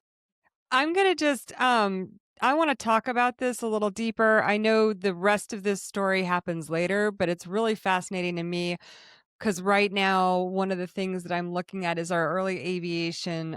And one of the nuances of it is the licensing and the legitimatization of things. So for this particular instance, she was all equipped to get the FAI, the French organization that legitimized sort of pretty much everything in aviation at the time. And to- now. and now. And she was equipped to set this record legitimately. So she did all the things. And it's later on in the book, she talks about this. It was typical for these records to take some time to get, officially recognized. But it was taking so long with this later on that they suspected that the French were dragging their feet on this because they were hoping that they would get a female in the European theater to set a record over there first. And what was so unfair about it is you'd keep talking about how the military was supporting her, but the guy who was supporting her was doing it on the down low big time because and one of the reasons, I mean, part of it was funding just in general, but one of the reasons she intimates is that there was suspicion that Putnam was trying to get Amelia access to the hyperbaric chamber on the base and to that training. And the admiral who was in charge was knew enough to know that she definitely wasn't ready to do that kind of work, and he didn't want to support. So he's walking these very fine lines to allow Elinor to come on the base and do this work. So the point that I'm getting at, though, is that in Europe, women didn't have these weird barriers to women flying in military aircraft that we had in the United States at the time. And so she was just up against all of this political trickery and stuff in the background that, she was navigating at 19 years old. It's just ridiculous. Anyway. And just to point something else out we haven't really mentioned point blank is that I mean, it's obvious, but we haven't said it out loud, is that there is jostling for position amongst the women themselves. Right. One-upping each other by competing records, but also I'm the first to do this and I'm the first to do that. And I think it's in Gwen Shapiro's book that apparently Putnam put out that Amelia Earhart had a transport pilot's license and she did not. And she Right. got it much later. Yes. And actually, Elinor Smith was the fourth woman to get it in the United States and did it at a quite young age. Yeah. So, in fact, she got it for this particular record, for this Right. high altitude record. She was well qualified well before she got it. And so this is another thing that, I'm finding out or trying to explore and tease out is the question of firsts and how they're recorded and how we talk about them in history. And that is going to be an endless rat's nest to try to unravel. I know, and I'm just going to have to do my best with it. So I'm giggling because this is a conversation Jackie and I have had, and many, many other women have had. And so just to let you know what I've learned and what I do is I am very, very careful with my language. Absolutely. And if I say someone is the first, I'm very clear about in what aircraft or in what country, or, there are specifics that make her the first, and you can't just have this blanket first. A subtitle in a section in the chapter 1 of the textbook that I am writing is the semantics of firsts, because we just have to set that up for the rest of the history that lays out before it. So. You must be very specific. And then, of course, the news media gets a lot of it wrong, and you really can't count on news stories frequently. Right. But that's what I mean by the jostling for position and that kind of thing. Absolutely. Yeah. Right. And there was a passage in this chapter where she pushes with the FAI about, we need to do this. We need to take care of this. And she's told, not so gently, that there are priorities. And this might not be one of the battles you want to fight right now. So it is one of those chapters that is just so packed with action and politics and emotion. It probably was one of those that I kept going back and rereading and moving ahead and rereading, because it is just, yes, it ends with the altitude record, but getting there has so much other information. It's absolutely phenomenal. Yeah. And see, this is why these books are so valuable too, because when you go on a Wikipedia page for these women, I mean, it lists these records that they've made. We've talked about other pilots who've made records, including Amelia Earhart and Louise Thaden and Bobby Trout and others. But the getting there, Absolutely. the blood, sweat, and the tears. I mean, that's what's in these books. And that's where you earn it. That's right. Well, so Right. Jenny, do you want to get us into the next chapter? So the next chapter is chapter 12, Microphones and Maneuvers. And let me just start by saying I might kind of glide through this a little bit, because this is where Elinor's career takes a little bit of a turn, where she becomes a radio personality. Now, first, she had previously had an offer a while back from NBC, I think it was, an RCA, and then that was yanked. She thinks that Putnam was behind that. She had an offer to fly for them To fly for them. Yeah. And then that offer was yanked a few days later because Putnam went in and spoke with them. Right. But this time it's turned real, where she's a radio personality. She's advertised as the world's youngest record holder, and she's on CBS and NBC radio and very well paid. She's sponsored by a cosmetics company, Coca-Cola, Camel Tobacco, Lucky Strike, Palmolive, Standard Oil. And I just need to say, this is very standard for the day. And also, this kind of sponsorship is one of the ways that pilots of that day were able to pay for their flying. It was through these kind of sponsorship programs. I mean, certainly Amelia Earhart did a ton of that too, but some of the others did as well. But she spoke after some very popular comedy radio shows. Um, these names might not mean much to the younger people, but older people will remember Eddie Cantor, the Boswell sisters, Kate Smith, Burns, and Allen. These were the top radio stars of the day, and she would speak after them. And sometimes she just talked about flying and talked about what was happening in aviation without following the scripts that non-aviation people wrote for her. But she also brought in her really experienced pilot friends, and they would just have a conversation. And it was extremely popular. Tons of mail came. She said there were assistants that helped to go through the mail, and then she would also answer listeners' questions on air. Alongside of this, she flew exhibition flights then, representing these companies with exhibition flights. She talks about how, and again, this is interesting because I have a saying that I advise young people when they first get their commercial pilot certificate, the first time that they're able legally to fly for pay. And I say, fly for pay, don't fly for free. And don't fly for free, maybe for nonprofits, like if you're doing pause, you're flying, puppies from one place to another. And if it's a legitimate nonprofit, you might fly for free. But if it's a for-profit corporation, they can afford to pay you. Don't fly for free for them. And so she has an interesting thing here where she does exhibition flights for nonprofits like the VFW and the American Legion and Boy Scouts of America. But she's pressured to do it for free, even though, it's costing money for the plane and the fuel and everything else. But she finds out that the promoters have the money to pay, but they're withholding that money. But as a radio personality, now the NBC people go and they talk to those, or they go not even to the promoters, they go above them and they find ways to get her paid. She says this is the era where she was paid the very most of all. And along the way, her friend Russ, one of her pilots from way back in the day at Roosevelt Field, reminds her that she's qualified now for the transport license now that she's over 18.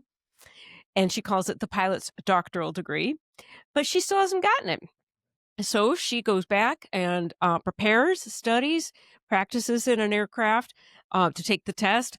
And she says, I had no qualms about passing the flight test on merit, but I did dread the possibility of running into an official who was dead set against women pilots in general and 18-year-old ones in particular.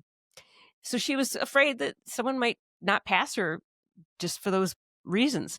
But she recognizes the official who comes and knows that he's a fair, he will treat her fairly, and she passes and gets her transport license. I actually liked the way she put it. She was like, he was the kind of person who wouldn't fail me if I passed and wouldn't pass me if I failed. Correct. And who could ask for anything better than that? Exactly. Yeah. That's exactly what she wanted. And she thinks that's the man who showed up. Yep.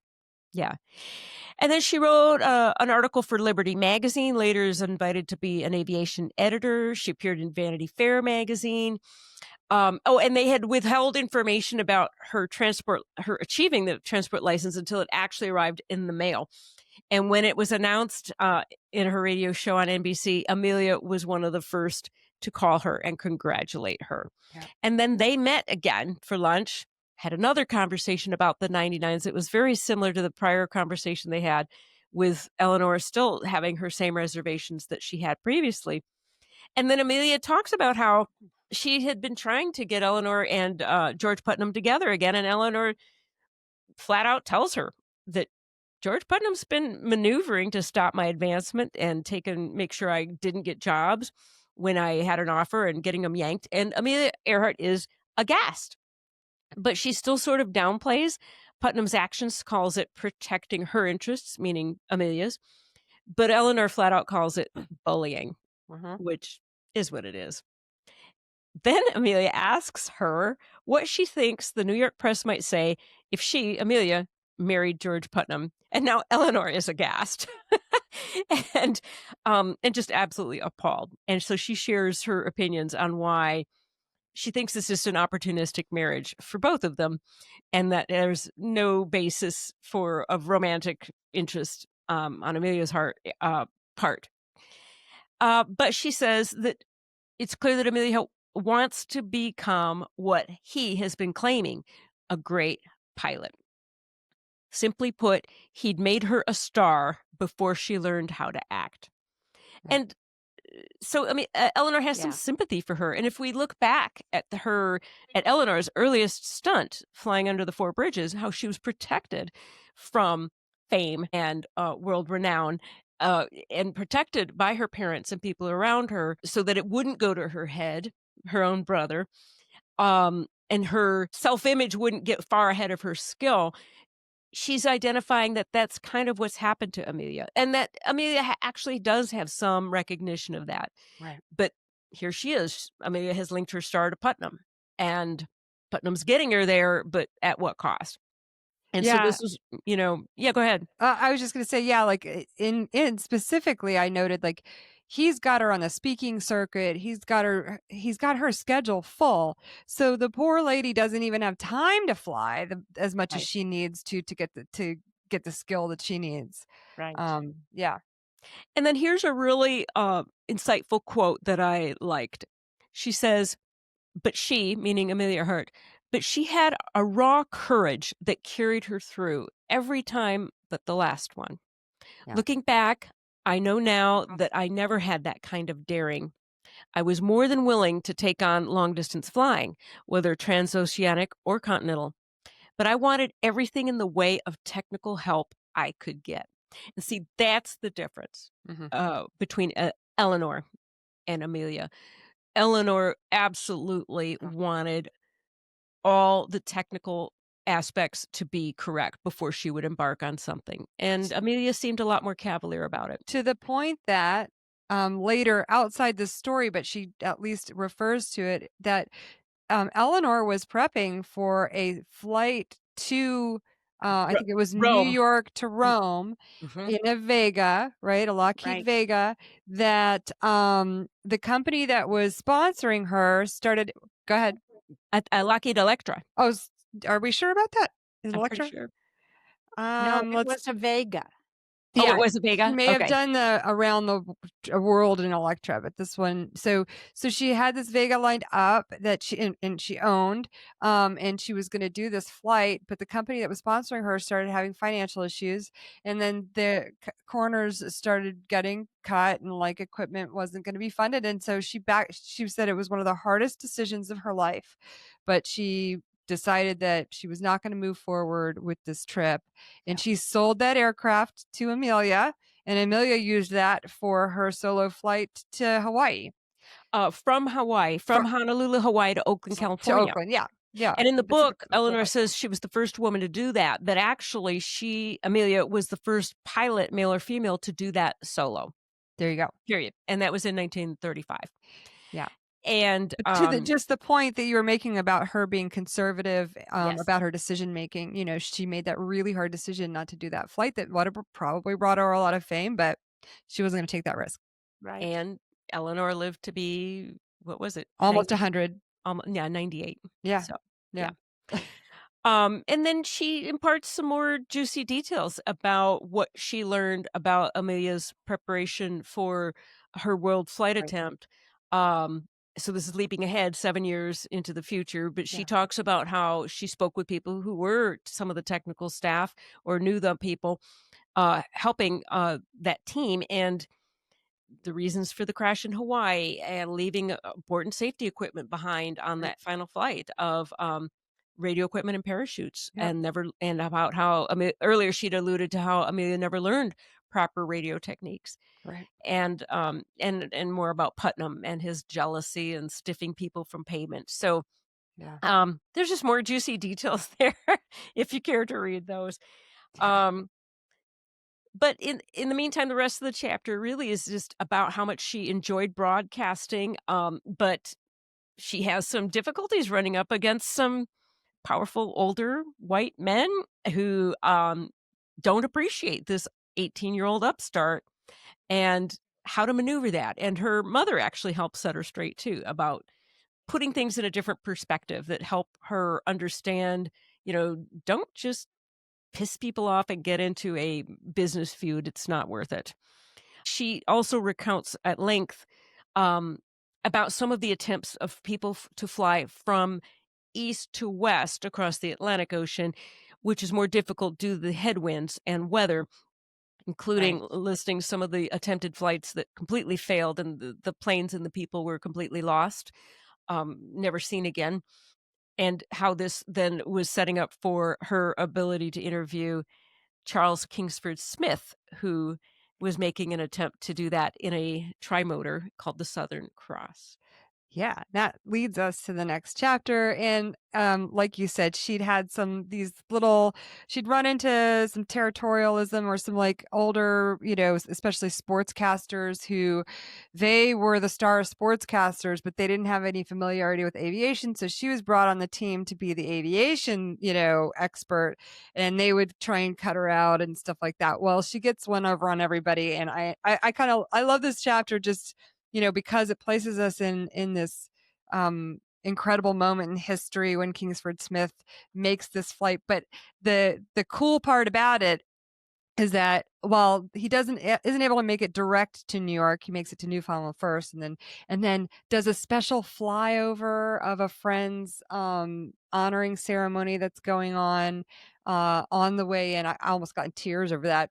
And so strangely, because I'm not emotionally Right. connected to the people, but you could just imagine like how special that was to be in that moment. But he was good. They kept it very, very secret about where he was actually going to land in New York because they didn't want the field to be completely mobbed by thousands and thousands of people. But she got the inside track on that it was going to be her home field, Roosevelt. And she got some special treatment from like the local law enforcement and stuff like that from the mayor. So she shows up at the field. She's ready to go.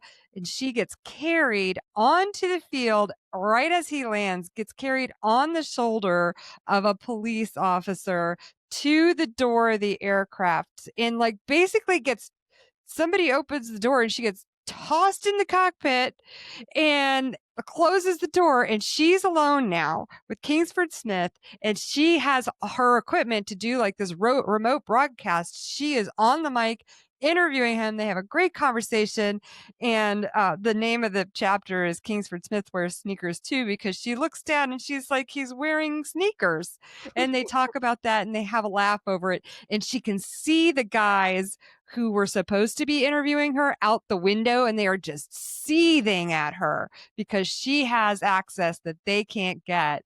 And then as soon as it's over, they're basically swept away and driven off the field. I thought it was awesome. She scooped them. She totally scooped him on that one. And I'm so glad she included that chapter. And then we finish it up with who's the best woman pilot in the United States? And that's Jackie's. This was one of those chapters that finishing it up, it also showed the growth and the maturity of this young woman. And we're still talking someone who is 19 years old. And it was one of those that kind of puncture right between the eyes when you think of all the movement through her aviation life, and she's still a teenager. Yeah. And she was going to interview the French who had done the east to west flight. And it's the same story as the Kingsford Smith. Because she flew, she knew where all the back doors to the hangars were, and she knew where to go. And so she had a one-up on all the other reporters. And this was where she was called into her boss's office because she had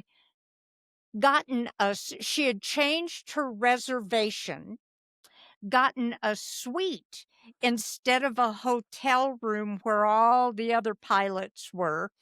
And he was furious because she, number one, hadn't gotten permission. And number two, it was $100 more a night than a hotel room. Well, the treatment that she used as a comeback on this was just so beautifully done. And it was if any other man would have done if a man would have done this, he wouldn't have been upset. It just was it was the pinnacle of a 19-year-old's maturity in dealing with her boss. I thought it was just such a fun way for that chapter to end. Her boss was Fairchild too. Like, this is a very Yes. influential man in aviation, and this precocious young woman is like, "Give me a break. You need to pay Yeah, me for my services. Like, I'm not going to sleep in a broom closet." absolutely.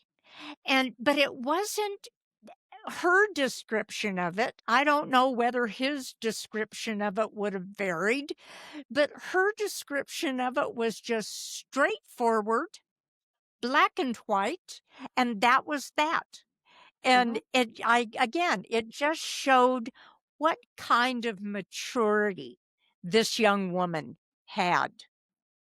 And all the while this is going on, the the publicity and all the suspense of the national contest about who is the best pilot was going on, and the ego crept out a little bit. She wanted this. She Oh, yeah. wanted to be the best woman pilot in the United States, and her writing of it, and it was childhood dreams die hard, and I couldn't bear to see this one bite the dust, especially if the contest wasn't fair and square. So it was wonderful. And in telling her, they said they knew who it was, and her comment was, "Oh yeah, Lindbergh and Earhart, right?"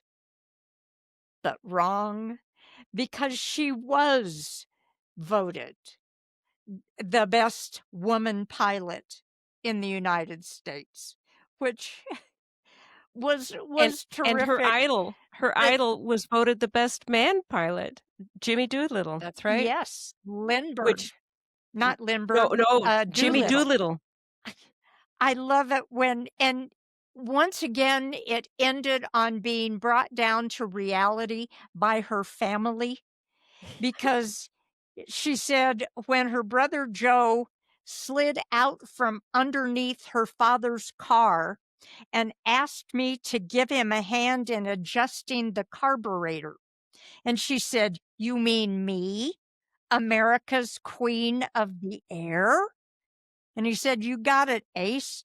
The last time I asked Pop, he got confused. He said, we'll have to tear the whole thing down." So it was like, yeah, you may be my sister and you may be the queen of the air, but we have other things to do. That's So right. all in, all in all, this, I think one of the things that I enjoyed so much about her retelling her life, the friends, the instructors, the airplanes, everything was there, but always at the base was her family and Yeah. where they kept her in this whole aviation thing. This was a delightful chapter. Delightful book. Go ahead, Jenny. Yeah, I wanted to point out too, that has a little mention in the prior chapter. It says 5 months had lapsed since she had set the altitude record, but crowds still cheered for her because they heard her on the radio. That's right. Coming into their living rooms made all the made all the difference, and that's worthy of mention compared to today. Yep. It's about social media influencers, and being in the face or in the ears in Absolutely. this case Yep. is what kept her getting gigs and getting new jobs and making money, was by being on the radio, was part of it, because otherwise you're scrambling to set another record or some other stunt to keep your name in the papers.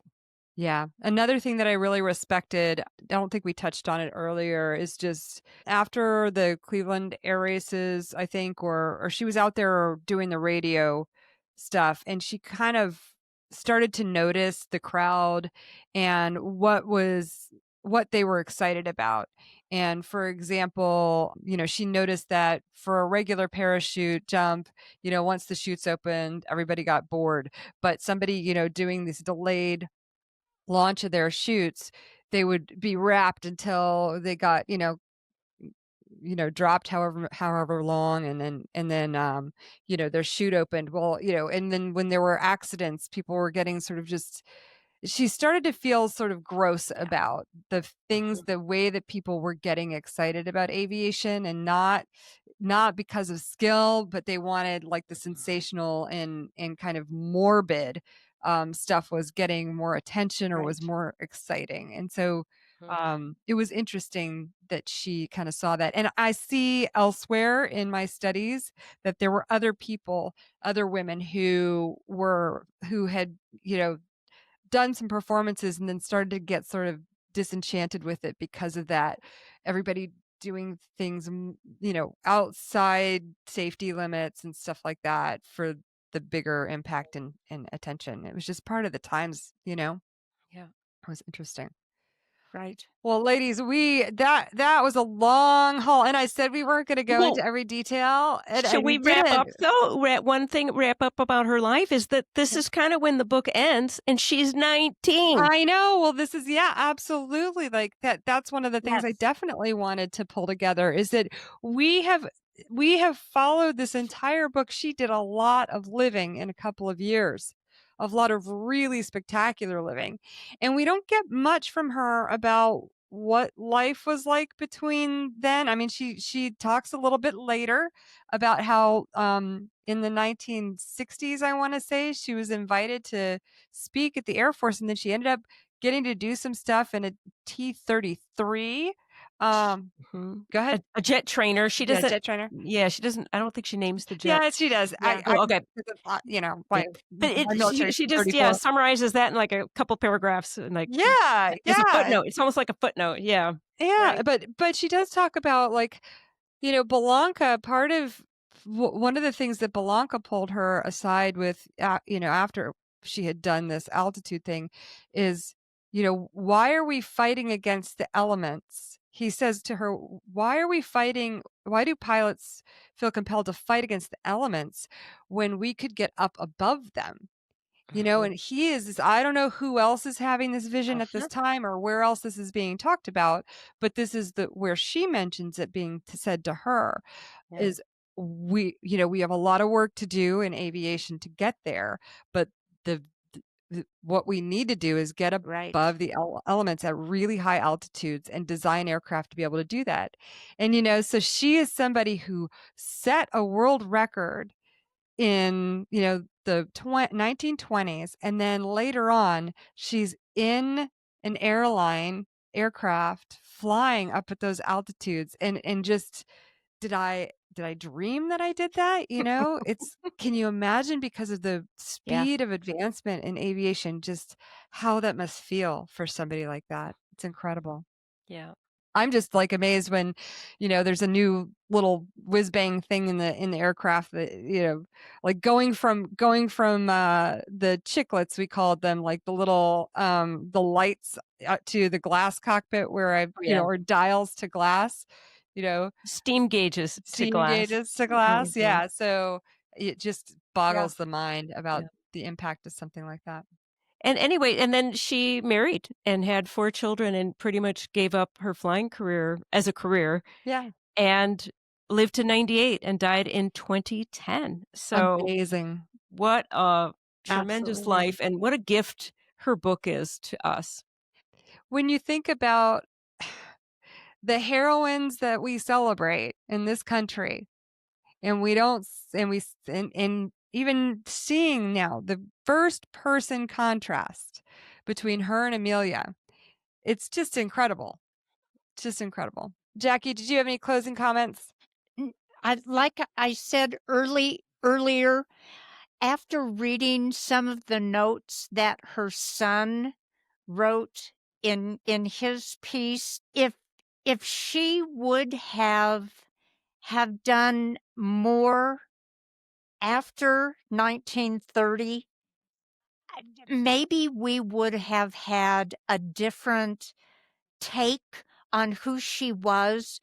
But this is a name that everybody ought to know and ought to associate with aviation. And that takes nothing away from Earhart.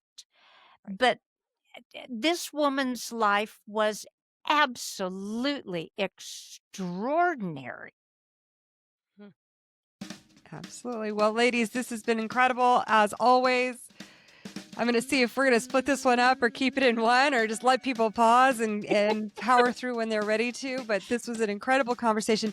But hey, even if you listened to every word of this, I still encourage you to go read this book. You will absolutely just get your popcorn out. It is awesome. It's so well written, so entertaining, and so informative. Thanks, ladies. Thank you so much, Liz. Thank you, Jackie. Thank you.